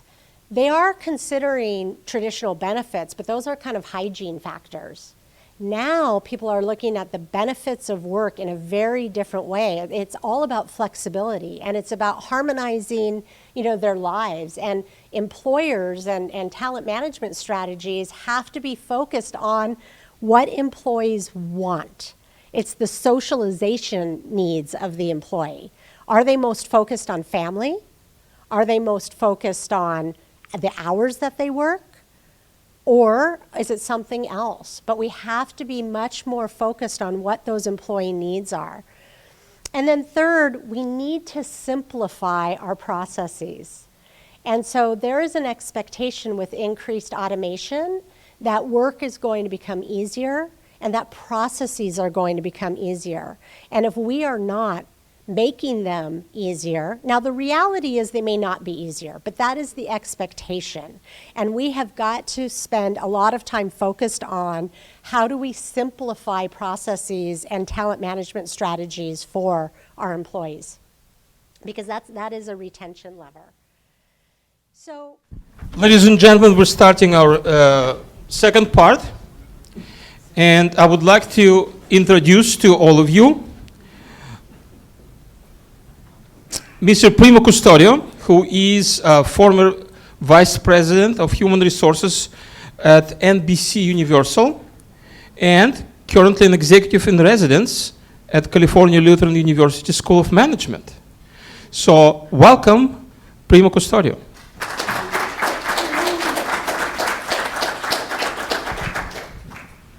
Do I get to use the microphone? You want to use this one or this one? If you want to I kind of like the mobility aspect. because you can see the That would be great. Okay. Well, thank you for that fine introduction. And I'd like to thank our panelists for being here today. And before we get started, can you hear me in the back all right? Yes. Great. Before we get started, I'd like to ask each of you to introduce yourselves. Tell us a little bit about where you work, a little bit about your work history, career-wise, and just take a minute or so for each one. And I don't know, Kate, can I ask you to start first? Sure. Great, thank you. Right, Vlad? Got It's it? red, it's on. Yes? Yes, okay. Hello, everyone. I'm Kate Johnson, and I am the president of Grace Camp Consulting. It's my own company that I formed 4 years ago after spending 30 years in the consumer products industry at both Procter & Gamble and also Heinz. I spent most of my time in sales management, marketing, and then general management, working all across the country, actually. Originally from New Jersey, and right now I married a man from Nebraska, so we live part of the year in Omaha and then the other part of the year in Naples, Florida. And I bet you can guess which time of the year we're in each place. Absolutely. So thrilled to be here. Thank you. Thank you very much, Kate. Sharon? That button work? Hello, my name is Sharon Faltmeyer. I'm Senior Vice President of Simtech Corporation. We're a semiconductor company, publicly held company, located in Camarillo, California. A little bit about my career. I have worked for 3 Fortune 50 companies. Procter & Gamble is unbelievable that I have the opportunity to be on a panel with another P&G'er. But I also spent time with both Rockwell, Boeing, and Northrop Grumman. After those large companies, I then had the opportunity to go into a startup opportunity at Capstone Turbine, and I am now in high technology. So the thing is, I've seen companies from small to huge.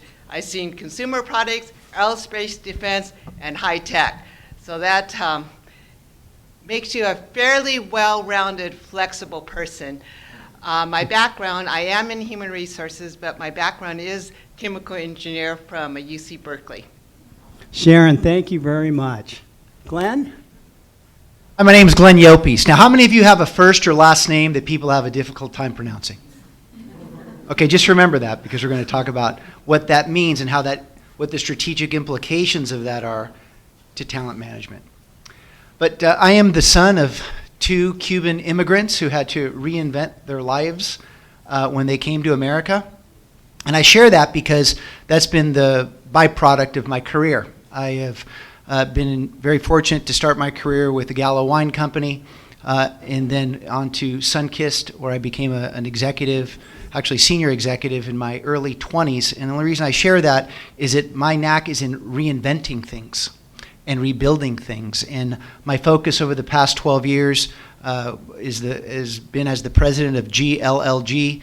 We focus on helping organizations reinvent themselves through the power of individuality and inclusion. And I'm the best-selling author of 2 books, The Innovation Mentality and Earning Serendipity, and my 3rd book just launched called Leadership in the Age of Personalization. Great. Thank you very much, Glenn. And of course, Deanna. And I will pass on this Great. because I think everybody already knows who I am. But I didn't want to leave you out of the bio. So we at the table, we've all had a chance here to talk amongst ourselves about the 5 questions that were presented today. And what I'd like to do right now is get your expert opinion from your particular industry, your particular vantage point, in terms of the 5 questions that we at the table talked about amongst ourselves. And then when we're done here interacting with the panel and having the questions, we're going to throw the questions back again to the group with the additional expertise, perspective, and insight, and have a further discussion. And I believe Vlad is going to ask one person from each table to report out on the learnings. So with that, and I don't particularly want to call on one person on the panel, so I'll let you decide who should go first. But I'd like to talk about the question, should a company's talent management strategy target all employees or just those designated as top talent? And again, we're hearing from you, the experts in your field. So I'll turn it over to the panelists, whoever would like to go first. If there isn't a first taker, I'm happy to call on someone. Okay. Go ahead. All right, I'm going to jump in. Thank you very much, Glenn. Look, I'm just going to jump in because nobody else did. Thank so you. is this the topic around exclusive versus inclusive? Yes. All right. So I understand that there's this hybrid model. I understand that exclusive is something that has predominantly been done by large organizations. But I think we need to step back a little bit. What's not happening in talent management?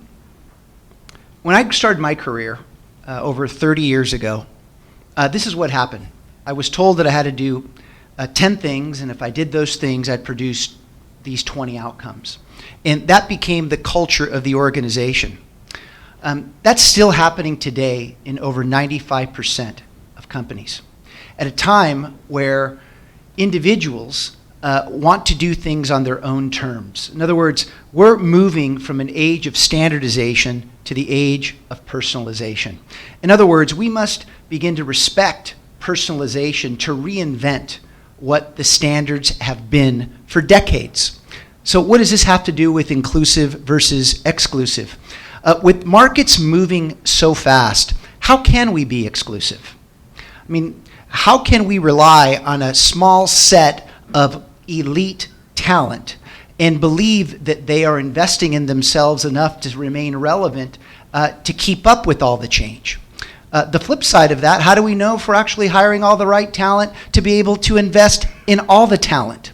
Truth is, we have an identity crisis today in corporate America and across country companies throughout the country. I'd go so far as to say throughout the globe.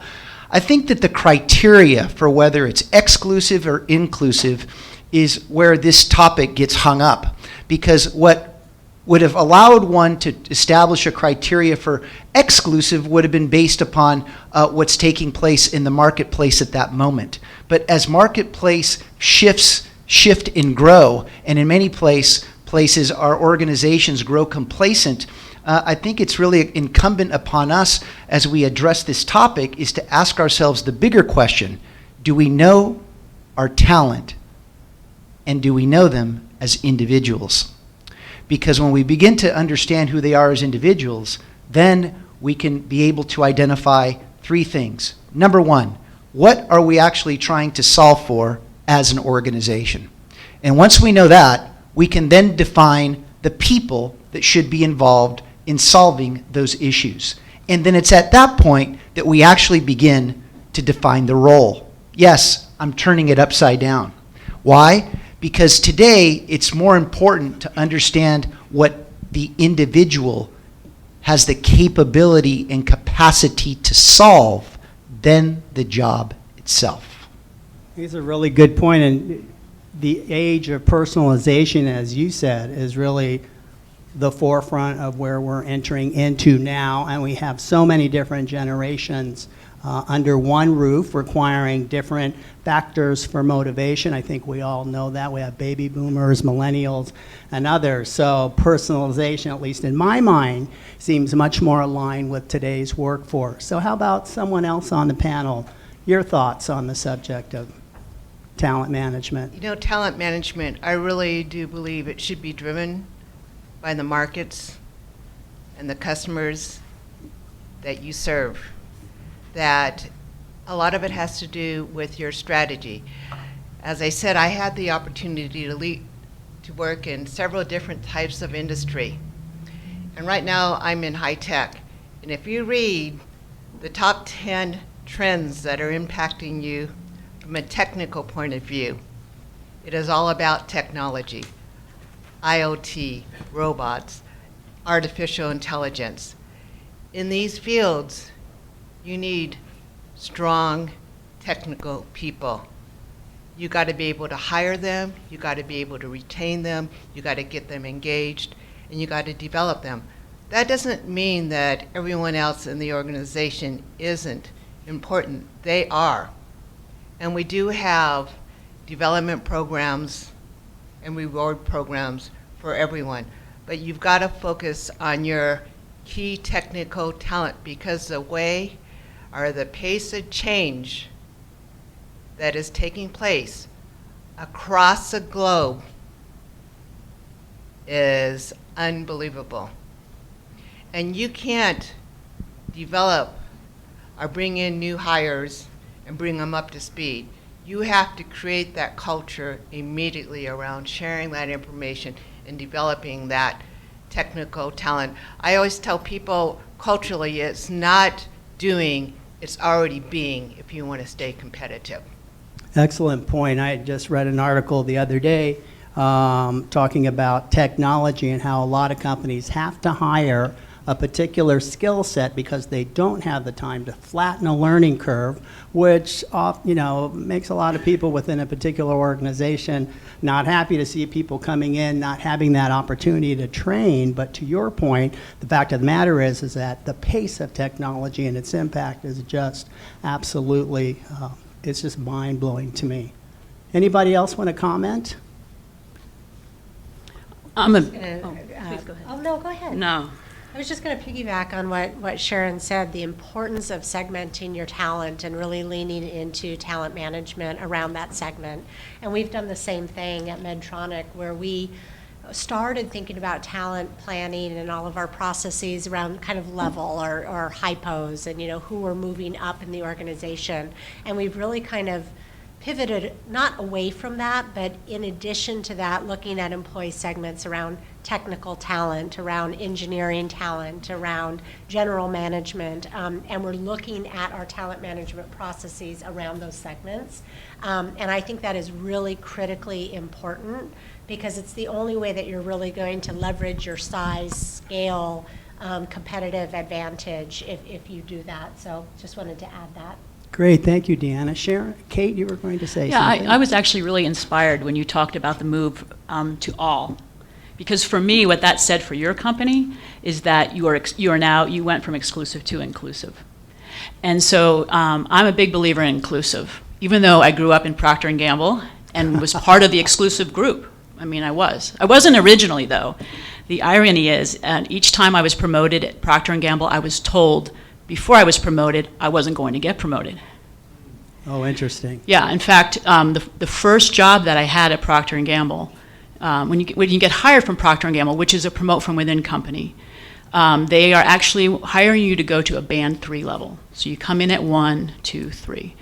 And so I was on my ride with the national sales manager when they were deciding whether or not I was going to go to the first promotion, level 2. And it came down to between me and Betsy Bauer. Yes, I still remember her name. Wow. And ironically, I was the vice president of the sorority, and she was the president. So I was like, dang. But I'm an ex-athlete, so I ultimately won. No, it's not about winning and losing. Yeah, but so we both did the ride with, and at that point when you're in consumer products, you're going in the stores, you're selling customers, you're doing your recap, and it came down to, one of us was going to get promoted, and it came down to the question that was asked to me by the national sales manager, and then he had asked it with her earlier in the day. And the way I remember the question, I remember my answer. And in his mind, I answered it the wrong way. And I'm not going to go through the question, but at the break, I'd be happy to tell you. And there wasn't, and what I know now, but I didn't know then, is there was no right answer to this. It was just a different way of thinking about it. And this is my issue with exclusivity, is that if you have an unintended bias, like you talked about getting bias out, but there's still bias there, that if they had just listened to him because I didn't answer it the way he wanted me to, I would have not been with Procter & Gamble. Gratefully, the guy down the hall in another division, in the packaged soap division, said, well, if you don't want Kate, I'll take her. And so I ended up continuing my career, but I would have been out based on an unintentional bias, I don't blame the guy, of how I answered one question. And so that's why I'm a big, even though it favored me in my career and I went on to have a great career I'm grateful for at Procter & Gamble, it wouldn't have happened if it wasn't for that. I think it's wonderful that the executive in soap saw something, obviously, that the other executive did not, and Yes. had a completely different set of lenses on to Correct. choose you. I mean, here you are telling the story. So Yes. that's fantastic. Thank you. Yeah, thank Any you. other comments before I ask the next question? Then I'll turn it over to the audience.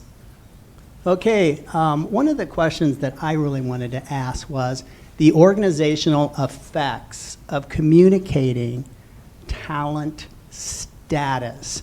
Now, for me personally, at NBC Universal Comcast, when GE owned us, we had the 9 block, and we had the vertical column was performance, and the top was potential, the horizontal was potential, and we had to put all our people in the 9 block, and then you had to rate them, and that got communicated. Everyone said, well, it's a secret, no one's supposed to know this, and we had a big talent review back east at 30 Rock. But the fact of the matter is that executive talked about who their top performers were. And my personal experience with that is that it did some damage, demotivating. For others, it was actually inspirational. There are people that were saying, yes, I know what I need to do against my performance review and how I'm doing my work to get there. But for you in your respective industries, and given, Deanna, what you had said to us just now about segmenting the talent, what are the effects on the organization or even on the workforce, to be more specific? And do you communicate it, I guess, is a real question, or is it that subtle process of, yes, I know, you're going to go to soap and you're going to be the big executive, even though my boss said we're not taking her. I knew you were going to throw this question at me. I will tell you, we haven't figured it out. And so That's fair. And That's we fair. we are constantly debating and batting that question back and forth. Right now, I wrote down, I can't remember who said it was you, Vlad, the strategic ambiguity. We're right there. We're with strategic employee ambiguity. But here's what I will tell you. Employees know. They know because they know which programs they're being invited to. They know what opportunities they're being presented with. And so my bias is that we err on the side of transparency because employees know. Right. The challenge goes back to inclusive or exclusive. If you, there's always going to be a group of folks that you are investing in and building and promoting. But if you can figure out how to crack the code on that inclusivity piece, then irrespective of where people fall on a list, they're still feeling developed. And I think where we are leaning is moving away from, do we tell them or not? We don't really talk about it, to be honest with you. We definitely talk about our hypos and have that little box and do talent planning. But we're trying to move more of our attention on how do we develop all people based on where they are at in their career, or we lean a lot on aspirations. Aspirations is really key for us. And that's where we tend to focus development, is around one's individual aspirations. Right, I love this concept too, when you put the word all in there, because I think I had the same reaction that Kate did. You know, if I were in the company, wow, okay, suddenly I'm included as part of that all. And what you do and spend in training line personnel is very different than what you would do at the top of, in the C-suite or middle executive positions, but it's still the training, it's still the development, it's still, to your point, gets communicated. How about some other thoughts, or Glenn, Sharon, Kate on the subject? This is a tough question. I'm similar to Dina. I don't have an answer. Do people know? Yes. We do everything probably most organizations do. 9-box ratings, retention ratings, performance review ratings. They're in Workday. You can see where you're at. Pay scales are in Workday. You can see where you're at. We do these things. It's very interesting. The ratings around talent are generally, or performance really is around supporting a pay for performance culture. Mm-hmm. It doesn't impact what you're going to get in regards to development. Our philosophy is that you as an employee own your development. The company is there to support you. We have career ladders, technical ladders, management ladders, sales ladders for both managers and professionals. And you as an employee, if you want to own, we as a company want to work with you to get there. It isn't your rating that's going to determine if you're going to move up and down that ladder. It's your desire and your aptitude. But mostly, as I said, the ratings are really associated with a pay for performance culture around where you're going to fit on the percentages for base, equity, bonus percentage, etc. Great, thank you, Sharon. Kate, do you have anything to add to it? Or? Yeah, I'm a huge believer in open communication, transparency, because when you don't, and it's easier said than done, I realize, so I don't want to minimize that, but when you don't, people make stuff up. In the absence of information, people make stuff up. Good point. And usually I don't use the word stuff, I use another word, but I'm not going to do it Add here. more descriptive adjective, I'm Yes. sure. And do people usually, the stuff that people make up in their head, is it the best case scenario or the worst?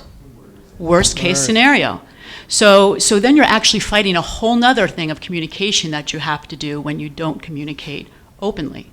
So I'm a big believer in transparency. I actually would even take it from the defense. I feel, being an ex-basketball player, I love defense. Anybody who's an athlete, defense wins games. but taking it to the offense, imagine what the power could be if we could not only communicated openly, but told people, right, Vlad, you are one of our high potentials, right?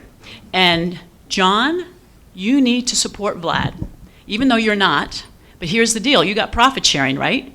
You want this company to succeed, right? If we can get everybody helping and understanding the role they play, what is the role and who do we need to support, I actually think it could be a positive versus I feel like everyone's like neutral. Should we, shouldn't we? How do we just maintain? How could we actually use it, the change, to grow our business, to grow our culture, to make everybody involved and feel important, whether they are on the line or they're the future CFO. I think that's a quantum leap, is that high level of engagement, to your point. Yes. Glenn, did you have something you want to add? I just wanted to add another little different twist on the topic.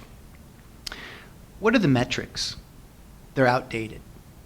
Example, we're being asked as employees and particularly leaders to follow an organization's value structure, their mission, their set of leadership competencies and related behaviors.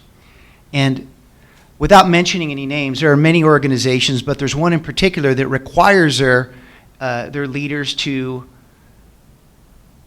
achieve mastery in 10 leadership competencies that equate into 56 related behaviors. You tell me who can give a fair evaluation and decide whether someone is on the fast track in an organization based on 56 related behaviors that I will tell you that they've pulled out of books, I know, because they've pulled them out of mine without my permission, and others. In other words, my whole point is that oftentimes people, and I think it's been implied here, don't trust the systems in their organization.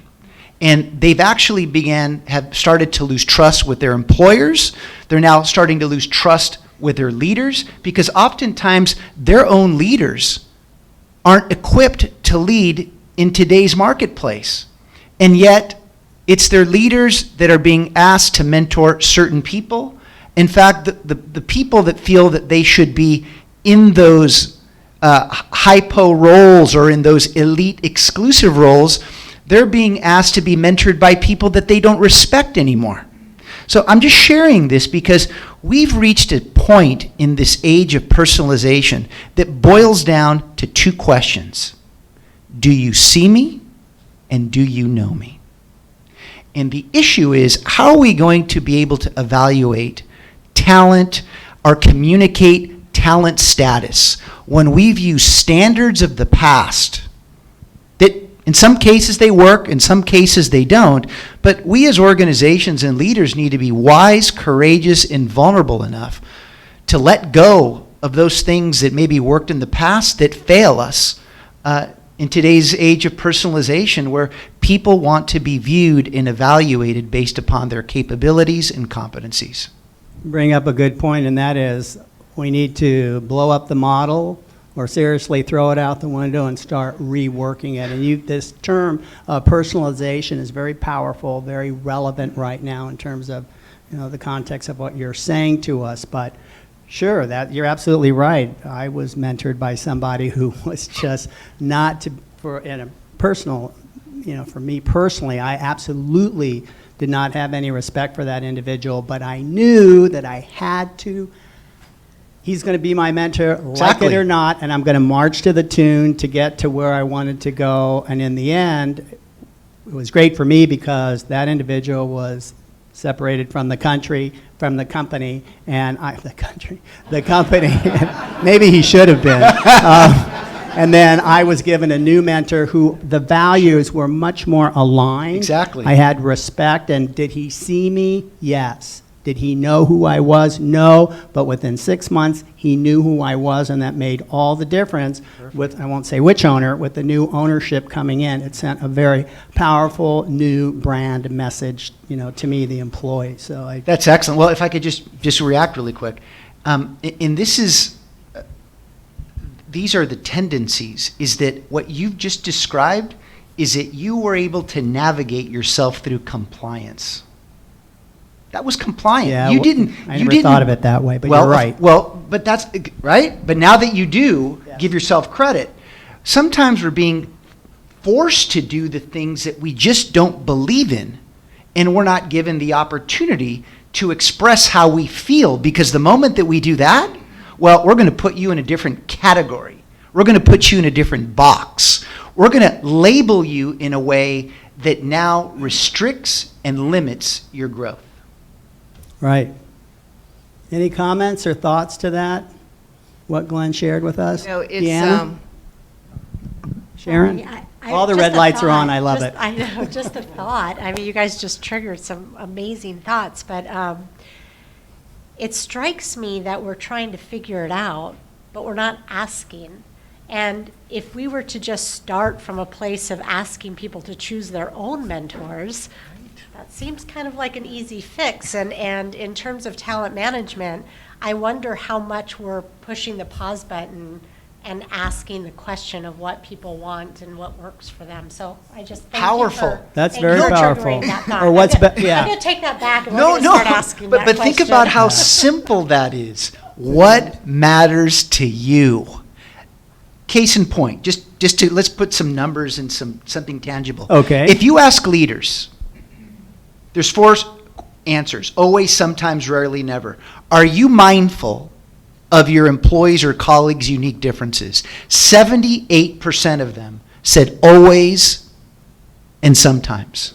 But when those leaders asked their employees, 80% of them said rarely. The point is, we have a tendency of evaluating ourselves based upon the best versions of ourselves. But we don't take the time to ask others to evaluate us. Goes back to what matters to them. Right, I like that. I mean, do I want to give up the control in a corporate position as opposed, this person's going to mentor you because, they've held the model for all these years. Suddenly I'm going to have the confidence that you're going to know who's best to choose for you, meaning you, for a mentor. It is a very powerful role switching and delegating and relinquishing corporate authority that, as far as I'm concerned, is a huge step in the right direction. So, Sharon, you had your button on there. Thank you. So I've been listening to, what the group has to say on this topic, and I'm struggling a little bit, and I'm only going to speak from a very pragmatic point of view of being in a high-tech company right now. My point of view. It's very interesting because we talk about it's the culture that we want. So in our culture, there isn't around talent management, it's more about engagement and retention because that's what is really important for us.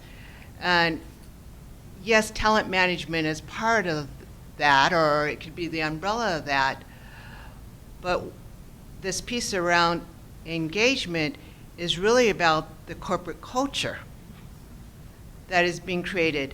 And if you speak to our employees around why they're with us, and we have a voluntary turnover rate of 5% in a very competitive market. We have terrible Glassdoor ratings, but we have half the voluntary turnover rate. Because in high tech, the technologies change so quick. There is a little bit of up and down in employment. It really is. Acquisitions and mergers. So you ask the employees that are there, and we have so many people there over 15 years. Probably 15-20% of our workforce. They're there because of culture. They're there because they enjoy the products and the technology they're working on. They enjoy the people they're working for. They enjoy that they're being treated by dignity and respect. It's the cultural values that are holding the organization together. Not necessarily the specific talent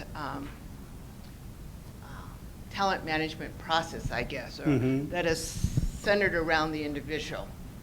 But it's certainly the strong formation. It holds the talent management. That culture is the repository, really, of the talent management. Kate, did you want to add something before I turn it over to the audience? Is the button working? There we go. I love your point about dignity and respect. And for me, that's the bottom line. Communicating to adults, whether they're high performance or not, is about dignity and respect. And then it gives them the opportunity to know the truth and then make the decision for themselves. Because no one wants to have employees in their company who aren't happy to be there, who don't want to be there, who aren't clear on whether or not they're there or not. So for me, I'm so glad you used those words, because dignity and respect for me equals being fully transparent. Thank you very much. So what I'd like to do now is turn the questions over to the audience. And I have a microphone. I don't know if there's another microphone. Would you? Okay, thank you.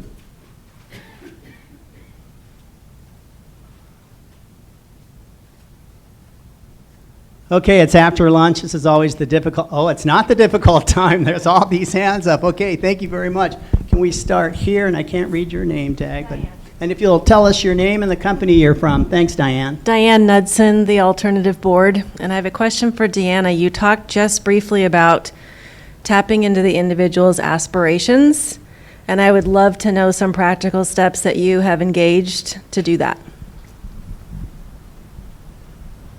It's really practical and it's really pragmatic. We built it into the performance management process where we established, and I think I touched on it lightly, that our mid-year conversation is going to be built around aspirations. And we simply ask people, what are their aspirations? What do they want to do? And then we have conversations about what that looks like. And it could be completely beyond, outside of the job that they're in today. But depending on what they aspire to do, we will create development plans to help them reach those aspirations. And that's what we'll check in on a regular basis. Excellent, thank you. Oh, sorry, one more question. I guess a follow-up question to that then is, how are you training your managers to manage that conversation? Yes, very good. So we do train all people managers on how to conduct performance management conversations and how to have the aspirations conversations. So we've built it into our leadership development programs at the entry management level. But in addition to that, we actually just hold open office hours around key points in time of a process. So whenever we're rolling out a particular process, we'll have open hours that invite managers to come and just have quick lessons learned, or talk to other managers, or talk to somebody from our talent management organization, and we'll just have little briefings about how you have those conversations. Great, thank you. I saw a hand in the back. Peter? Okay. Can I just add one thing, because it's one other pragmatic component to that? Sure. For performance management, we hold the managers accountable for leading that process, and we have a system, a workday system, or whatever the systems are, where you go in and you acknowledge that you had those conversations. For the aspirations conversation, we have the employee driving that process. So they're the ones that set up the meeting with their managers. They're the ones that take control of that piece. So I own that then, really, as your employee. Excellent. We're very similar. Managers are driving the performance review. The employees are driving the aspirations development plan. Peter Fernando, I'm actually in transition, but I'm also a student here in the Executive MBA program. So I have a very simple question for all of you. How have you all managed or have seen companies manage two words, ageism and sexism? Shall I repeat that? No. No, I think our panel's just taking a few minutes to get their thoughts together. It's a big question. It's a good question. Not very well. Anybody else? Yeah. It's a Can you go a little deeper? Like, what is it that tell me the solution that you're looking for, or the perspective. So I'll start with ageism. Not that I'm old. Yeah. But with the millennials wanting, instant gratification, right, and companies starting to cut back on costs and so on, as the talent gets older, we all know this, it happens, you get kicked out the door. How do you retain that talent and or find other mechanisms to help them grow? So I'll give you an example. I was an exec at Disney. I got laid off after 5 years. I went to HR and I said, hey, is there another place you could use my talents? And they looked at me with open eyes. There was no place for me to go. And how do you solve for that? Because there's a lot of folks that are out there, right, that cannot find their way because they're of a certain age. So how have you seen companies handle that?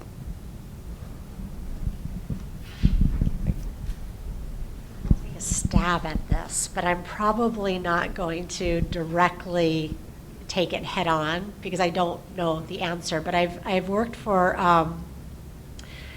over the last 20 years, I've been with two companies. I've been with Bank of America for almost a decade, and we all know that they've hit the newspapers for this very topic. And then I work at Medtronic, and I'm wondering if it's different by industry. I will tell you, in the banking industry, I am ancient. And so I don't think that they have addressed that very well. I go to a company like Medtronic where there's, it's a different, your education, what you have to invest in that education, the skill sets you need to be able to be in that industry. It requires a little bit of patina, for lack of a better word. And so, I don't know that any of us have figured it out. I know we certainly haven't. Part of it is perspective. What I will tell you is that we invest a lot of time training our managers, training our recruitment, training our HR folks. It is a requirement to go through unconscious bias training. And so the way we're trying to tackle it, and I can't say that we're doing a great job, I hope that we're doing a better job, but the more people understand and raise consciousness to their biases, I'm not saying that we're going to squash them out and stamp them out, but the degree to which you could raise consciousness around it, I think that will help. So I don't know if I'm answering your question, but I do think industry matters, I think consciousness matters, and I think accountability matters. I have a perspective to share.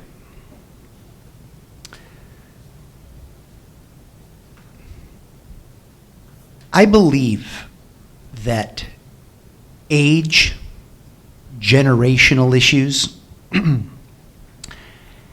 have been defined for us. In other words, just because you're older or one is older, again, it goes back to the category or box. I don't necessarily blame the organizations. I say this respectfully for who works for an organization, because they were trained to think that way. And I call those organizations those that fall into the standardization trap. They just don't know what the implications are of this type of thinking. But what's the solution? I think you asked that question. I don't know if this is the solution, but it is a consideration. And I can tell you this because I know this for a fact in the work that my organization does. We've talked about so much change, technology, all these transformative things that are happening. But here's one thing that is clearly fact, respectfully. Talent management will no longer exist in HR in the next 5 years. Here's why. Because today, things are moving so fast, it's about connecting two dots. What an individual can solve for, how they can best contribute, and how does that align with the organizational needs? The ones that influence that lies in corporate strategy. I share this because I'd ask you and everyone in this room, what do you solve for? Like, what solutions do you enjoy? What types of problems or solutions do you enjoy being a part of? And here's why I ask, because I was involved in this reorganization of one of the largest supply chains in this country. Number perspective, they push over $51 billion through their supply chain. And if anybody knows anything about supply chain management, it's getting older very quickly because it's very difficult to actually hire younger talent into supply chain. So there was an individual, in fact, there were several individuals in this particular department. It's a department of over 1,000 people. It's a large division. But as it was aging, the individuals themselves who were aging had already claimed that they needed to retire, not because that they wanted to, because that they felt that if the goal was to make the department younger, then where do I fit in this? What we did is we identified what everybody in that department solves for. Guess what? It rejuvenated the older age groups to reinvent how they actually contribute to the organization.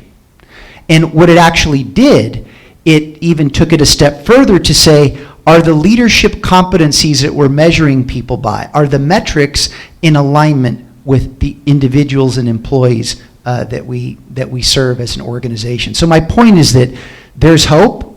As things become more driven by personalization, I think that you will find older generations employed longer. Glenn, thank you. Deanna, thank you. Any other comments from the panel on the question before I get to this gentleman here? Thank you. Keith? No, it's okay. No, I'm sorry. Before we start, apologize. Kate Real wanted quick, to weigh in. I think we have to. I mean, you put out that number of 500,000 open jobs. We know unemployment is at its lowest. Who put that up? Oh, sorry, Deanna you did. put that up. Yeah. I think it's a great opportunity, actually, Peter, a great opportunity. And I don't believe the code has been cracked, but I think there's a great business model in it for sure.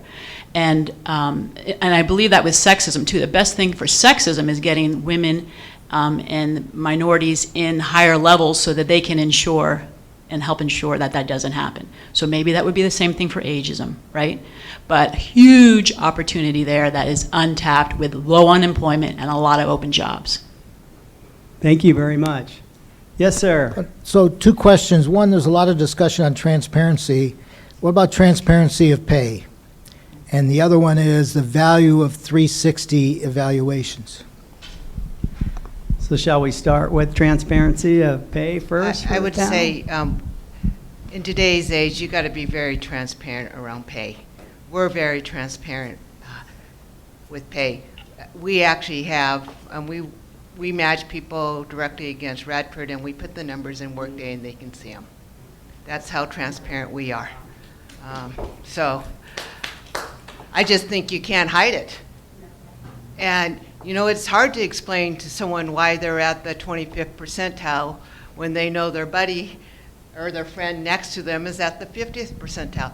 And that forces a conversation around pay performance, development. So I think even though it's hard, it forces tough conversations between the manager and the employee, or the employee and their peer, around those differences in pay. I love that. And when we were challenged on our transparency, that is what went into the courtroom, was the conversation that had taken place and that transparency. So, great, thank you. Kate, were you gonna? No. Glenn? Deanna, any thoughts? Okay, and the second part was on 360, is that correct? Correct. The value of 360, did I hear that correctly? First of all, do any of you practice 360s in your organization? So I'm saying 2 hands, 3 hands. Yeah. Okay, great. Yeah, I always like 360 as long as it's not a substitute for the manager doing their job. Manager, you know, it should be an input. And a lot of times we would see is the manager would rely on it because they haven't done their job of getting to know their employee the way they should. So as long as it's an input, I'm really good with it. So I'm in favor of it. Great, thank you. I think 360 is just a great tool. I do believe it should be for development purposes only, that people do need to own their own 360, and it is a responsibility to share that 360 with their manager. What we do ask our employees is that if they've gone through that process, and it is a voluntary process, okay, because of that, you got to own your development. We're giving you the tools. We do ask that when they go through that, and it's quite comprehensive, I do think it's important that you use an outside firm or somewhere where they can get a normative base to look at their, well, we work with a bunch of engineers, so they like that anyway, that normative base, that data, but that they do share their development plan with their manager. Great, thank you, Sharon. Anyone else? Glenn? Only comment is that the individuals that were involved in your 360 better own the feedback they give you. Excellent point. Deanna, any comments or thoughts? Okay. Other questions? Yes, sir. I can't read the names from here. My name is Gary Sanger, Sanger Associates. We do retained executive search. So my job is to find candidates that can fill the job and do it really well. I would look for best practices with how inclusive or exclusive you are with your hiring process at the senior management and executive levels. Let's see, the last 2 years I had to hire 3 board members. And in that process, we were very fortunate in that we hired 2 women. We hired someone from South America, someone from China, and someone from Israel to join our board. I do really believe, and you know what, I think I missed your question. I'm talking about the diversity at the top. So sorry. So the question was, Yes, who on your executive team or board, how inclusive or exclusive are you in terms of making that final choice? I'm not sure. So in other words, is it just the boss and the boss's boss, or just the boss and the HR person, or do you? Oh, we get input. Excuse me, now I understand. Yes, we have several people in the interviewing process to make the final choice. It is, of course, on a board position, we want the CEO to buy into that and the chairman of the board, but there is a very in-depth interview process. Great, thank you. I'd like to, there is one question up here I would like to address to the panel, since you brought up the issue of diversity and bringing all of these individuals on board from South America, Israel, and that is this issue of leveraging talent management to increase diversity, not only in at all levels in an organization. What are your thoughts on that? How do you in your respective industries or organizations leverage your talent management to make sure that you have the diversity in the workforce at all those different levels, or as Deanna said earlier, in all those different segmentations? I can speak to Kate, thank you. acquisition. One of my side jobs when I was at Procter & Gamble was also in charge of the U.S. recruiting process. And it's all about the measures. So at that time, we had 50% target for women of all summer interns. I'm going to start with summer interns. And then 25% minorities, which was broken down by African American, Hispanic, and APA. And so we were measured on it. And so that was really critical to get them in the pipeline that way. Now, can I just point of clarification? Are you a federal contractor? So do you have things that are mandated or no? In terms of numbers? No, Okay. not now. So these were the organization coming up with this is? This is when I was working as an employee of Procter & Gamble. Yeah. Okay, thank you. Yeah, but it was, for me, it comes down to the measures and holding Measures. people accountable to the measures. And it's got to start as you acquire them. And right? then do you look Acquisition. at your review process when you talk about who's promotable or who you're promoting and figure those metrics into that? Yes, at Procter & Gamble we did, at Heinz we did not. You did not? Yeah. Okay. Any other thoughts? Deanna? I'm just going to share a little bit about what we're doing Okay, in this thank you. area. So I agree, metrics are really critically important, and we have built in the aspirational goals around inclusion and diversity at various levels within our organization so that we're ensuring we're holding our senior executives accountable. So we've built them into the XCOM goals, the officer goals. All vice presidents have specific goals in this area, and we measure the metrics. Obviously, our TA group, we measure those metrics. We also hold quarterly diversity reviews where we are talking about the metrics, the progress that we're making, our action plans around increasing those measures, and we hold those all the way up through the board of directors, and we bring them all the way down to the vice presidents, and we talk about this on a quarterly basis. It is a very important measure for us. The other thing that we have done to really try to scale this across our organization is we leverage our ERGs, our employee resource groups, which is our affinity groups. And so we really look to our affinity groups. We do our mentoring through those affinity groups. That's how we run our mentoring. It's kind of a grassroots process. We also run talent planning through our affinity groups, and we really have the business leaders who make up our affinity groups running those processes and having those conversations. So they've become really critical levers to diversity and inclusion, also from a recruitment standpoint, from a development standpoint, so on and so forth. Great, thank you, Glenn.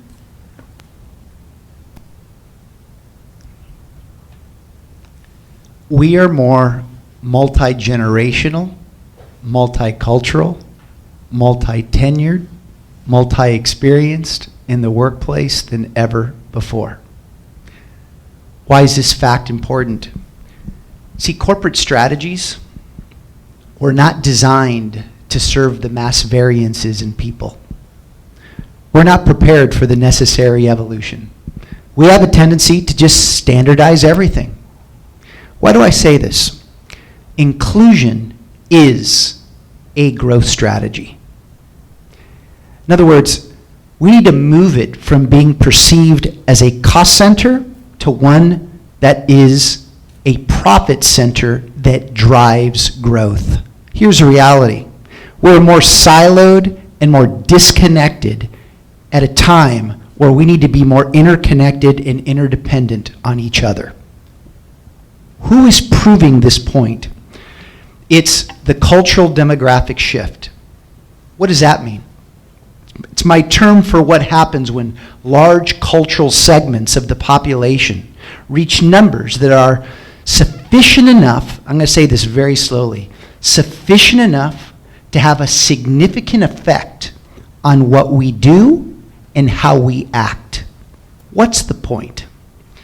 The point is that knowing something is right isn't enough to start doing it. And knowing something is wrong isn't enough to stop doing it. Look, diversity and inclusion is crucial. But diversity also needs to be managed properly. And without taking a lot of time, let me explain what I mean. We know today, and rightfully so, that we need to be able to serve and be in alignment with our customers, patients, and our communities. We all understand that. And that's been the solve for the past 5 years. The question is, have we prepared ourselves to create the inclusive environments and conditions that allow us to bring in more diversity of thought? Because what we're really solving for here is diversity of thought.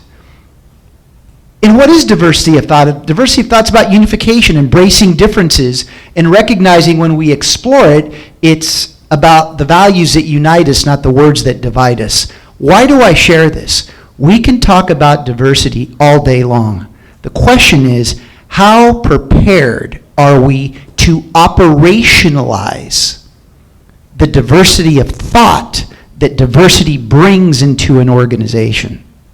Now, the reason this is so important, because that is what's going to be driving the growth of our organizations. Why? Because the cultural demographic shift tells us that by 2043, we're going to be a majority minority. And that majority minority will mean that we will, through millennials and Gen Zs, represent the most ethnically and racially diverse populations ever. Here's the unfortunate part. We are ill prepared for them. And that's why I believe the gig economy is going to go into a place that it's never been before. Because why would you want to go work in an organization where you're still asking yourself these two questions? Do you see me? Do you know me? I'm trying to make a big issue of this because it is a real one. And this goes back to, are you going to be stuck in standardization and lever compliance when I think you brought this up, Deanna, employees know exactly what's going on in your organizations. They are dialed in. And if you're smart, you'll find balance between standardization and personalization. Thank you, Glenn. Other comments or thoughts My from the panel? thoughts, I do think that the global economy is really helping us build the capabilities to work in a more diverse environment. Now, most of our employees are outside the U.S. We only have 1/3 of the employees in the U.S. We have 1/3 in Asia. We have 1/3 in Europe. We cover, we have 22 design centers, and our work is done in virtual teams. The only way you can keep up with the pace of change is through virtual global teaming. And we have to, the key is, there hasn't been the issue around respecting the differences is part of our core values. The key is really the different communication styles amongst these cultures, particularly Exactly. over virtual tools like Skype, video conferencing, teleconferencing, because you can't see the body language. But this is how work is done nowadays. If you're going to be competitive in a high-tech company, your ability to work with, you know, you got tons of people in India, China, Switzerland, the US, Canada, Mexico, on a phone call. And they got to solve a technical problem. So I really do believe the global economy is helping us build these great capabilities around working in a diverse environment. Thank you, Sharon. Anyone else? Yes, Kate. Just because, one thought, because I grew up in the sales function, and the thing that I quickly understood is even if we were working on diversity and inclusion within our company, there's also a responsibility as you're working with customers to make sure that that's happening there.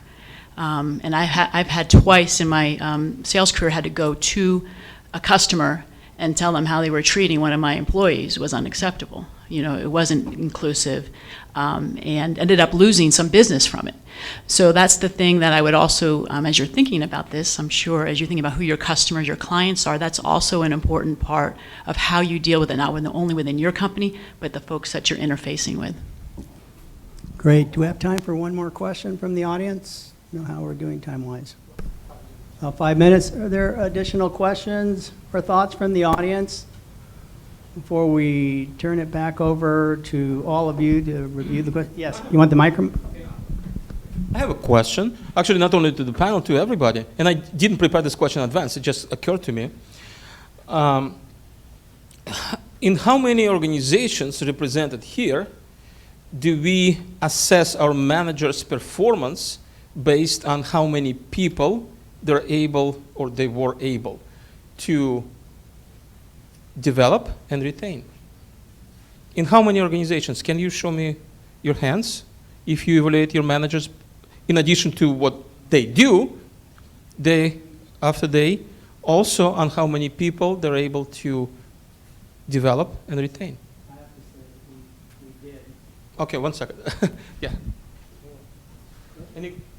Okay, so no one. Can you please comment on that? Or go ahead, and then Primo, of course. Sorry. Yes. Response, thoughts, Deanna, sorry.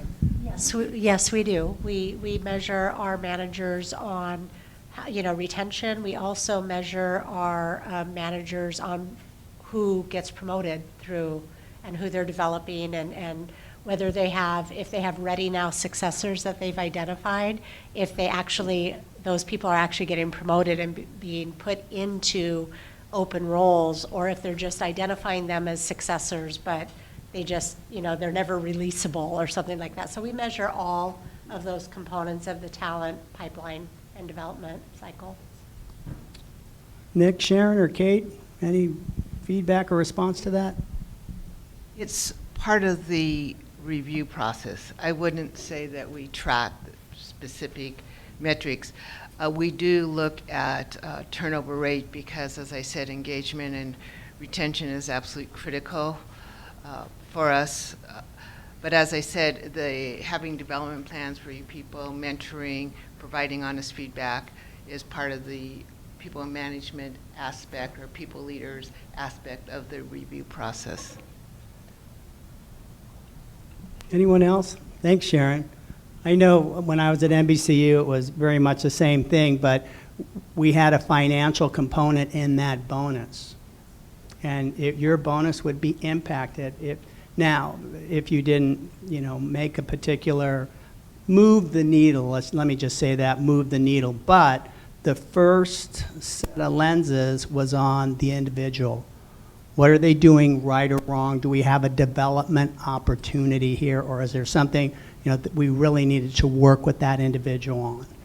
In that case, the formula becomes a little different in terms of how it impacts the bonus. But yes, that was part of our year plan. And what I did had to roll up and support senior management at 30 Rock in New York, so that we had a totality of the objectives for the year. So are we? Yeah, and I asked this one. Okay. All right. Okay. I'll keep standing. It's an afternoon. I'm a little, I wouldn't say I'm a little sleepy, but getting there. Too many carbs for lunch, right? You agree with me? So next time, no carbs.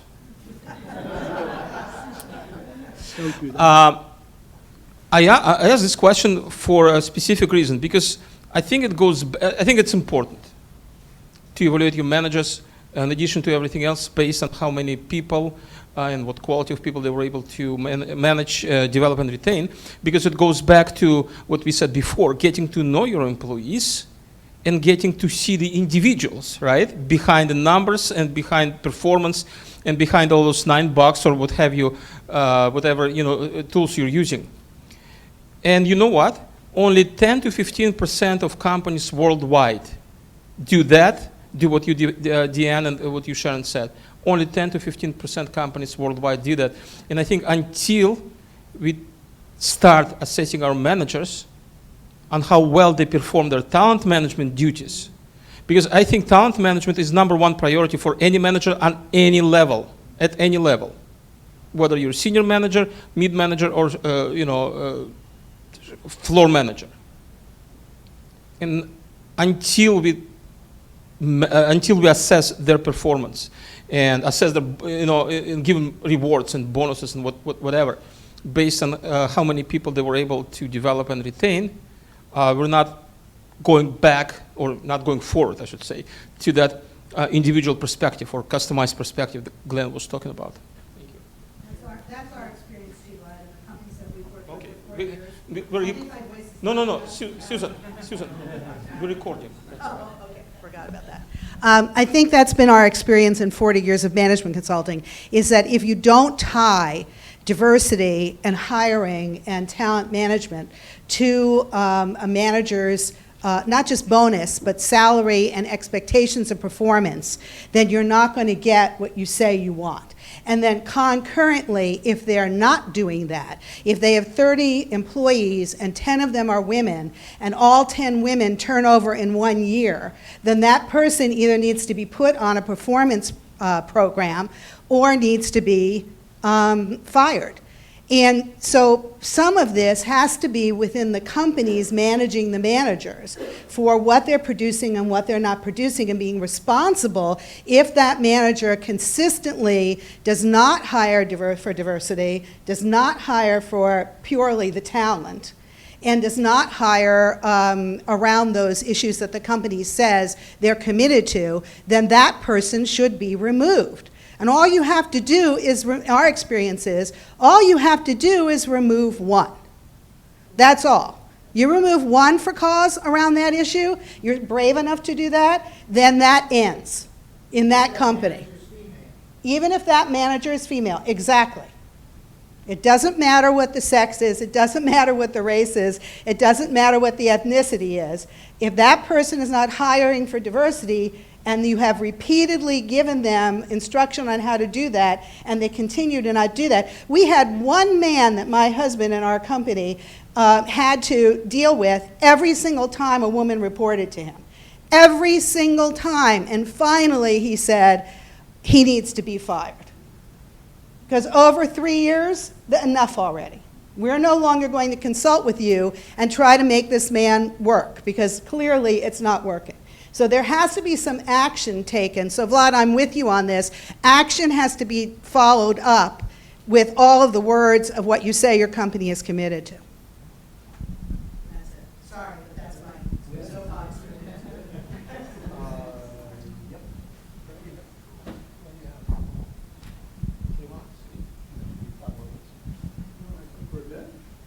Oh, we have one more question here.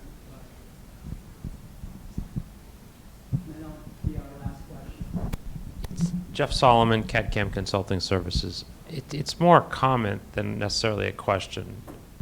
So in putting these I've been to a couple of these talent management forums, and I think it would be helpful, perhaps for a lot of people in the room, if there seems to be a tendency in terms of the speakers and a lot of the topics to deal with large organizations. I know I work for a small company. We have 12 employees. It's great that you've got all these wonderful plans, and you did this for Deanna, you did this acquisition. Yeah, I can't put that stuff together at my there's no way. I run the company. My official title is Chief Financial Officer. I'm also the HR manager. I'm also the IT manager. I spent a chunk yesterday doing payroll. I don't have anybody else that's going to run payroll for my company.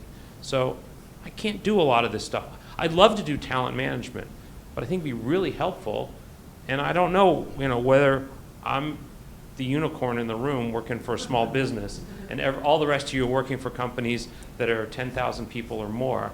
But to be able to take a look at how can I do talent management, this stuff is great.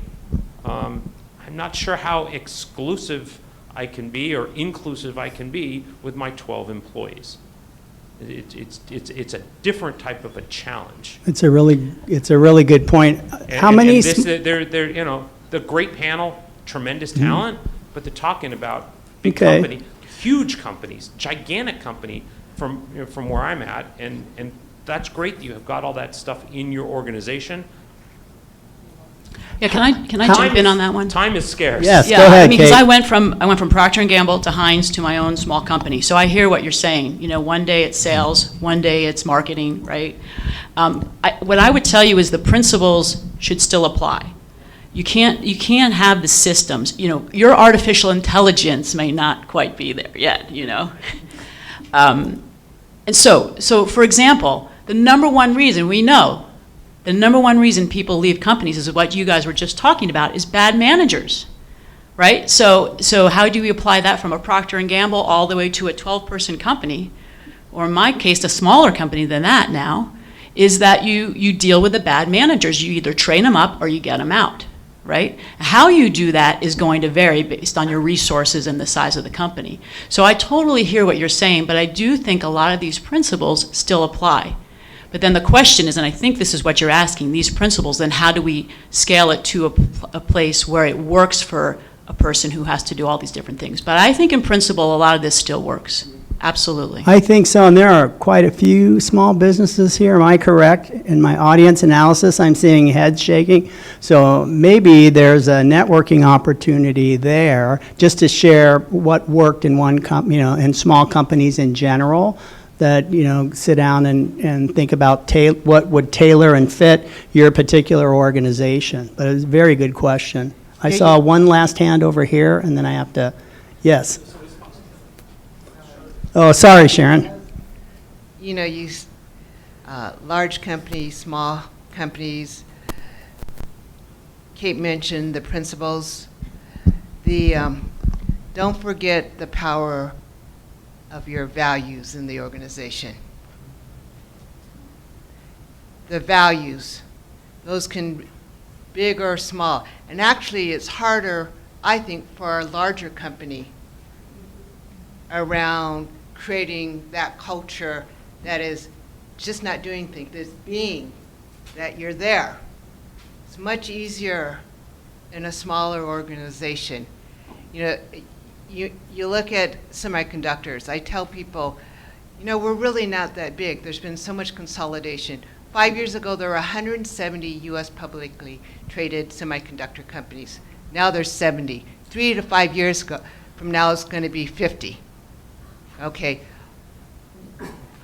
talent management is so fast because of the pace of technology, okay? But we don't have the money. You have to maintain margins over 60%, so you're not purchased. You're under constant pressure. So what do we have to leverage is that, and that's why I probably focus a little bit more due to our business on engagement or retention, because we can't afford that turnover. And why probably our development philosophy is around, you got to own your development. These are the tools that we're giving you. But there's American businesses, U.S. publicly traded companies are under tremendous pressures from the investors. Even though they're large, completely different, they're so scrutiny, and they got to live quarter to quarter. A lot of pressures that we have to face day in, day out. So don't forget, you leverage different things, but the power of the values. If you read anything, and if you can get that ingrained in your organization, no matter what the size, you got a big leverage. Thank you, Sharon. Glenn? My only comment is don't let this overwhelm you. Because as they've said, the principles still apply. But let's keep it real. If you're an organization of your size, what is your name, sir? Jeff. Jeff, thank you for asking the question. Jeff, corporations are trying to become flatter every day, less with more. We're trying to be more all the buzzwords you've heard from the stage. Treat your people like family. Make them feel connected to, as they said, not just the values of your organization, but the vision that you have for your company. I mean, you could make it feel as big or small as you'd like. And as a small business owner myself, trust me, the last thing I want to do is fall into the traps that large organizations fall into. Because in the end, the only way you're going to grow is if the people believe in you. I mean, they have to believe in you. And once they believe in you and your vision, then you can start creating a culture where they're becoming more dependent on each other. But the same things that we've been discussing here, they really do apply to your organization, just at a much smaller scale. The moral of the story, treat each other the right way, treat them like individuals, get feedback, the same things that we're talking about here, and just be open and honest with each other. I mean, you're building a little culture. In the end, it's your people that should be helping you define your future. And if I may just summarize summarize the comments and express my own opinion, I think that, Jeff, the next step for you is to enroll in executive MBA program. And no, I'm serious. Take my people management class. I took the full MBA program in the evenings, graduated 2007. You never took my class. Take my class. I didn't take my it. class. No. You have some of my former students here, and they will tell you that this class will tell you everything you need to know. Great.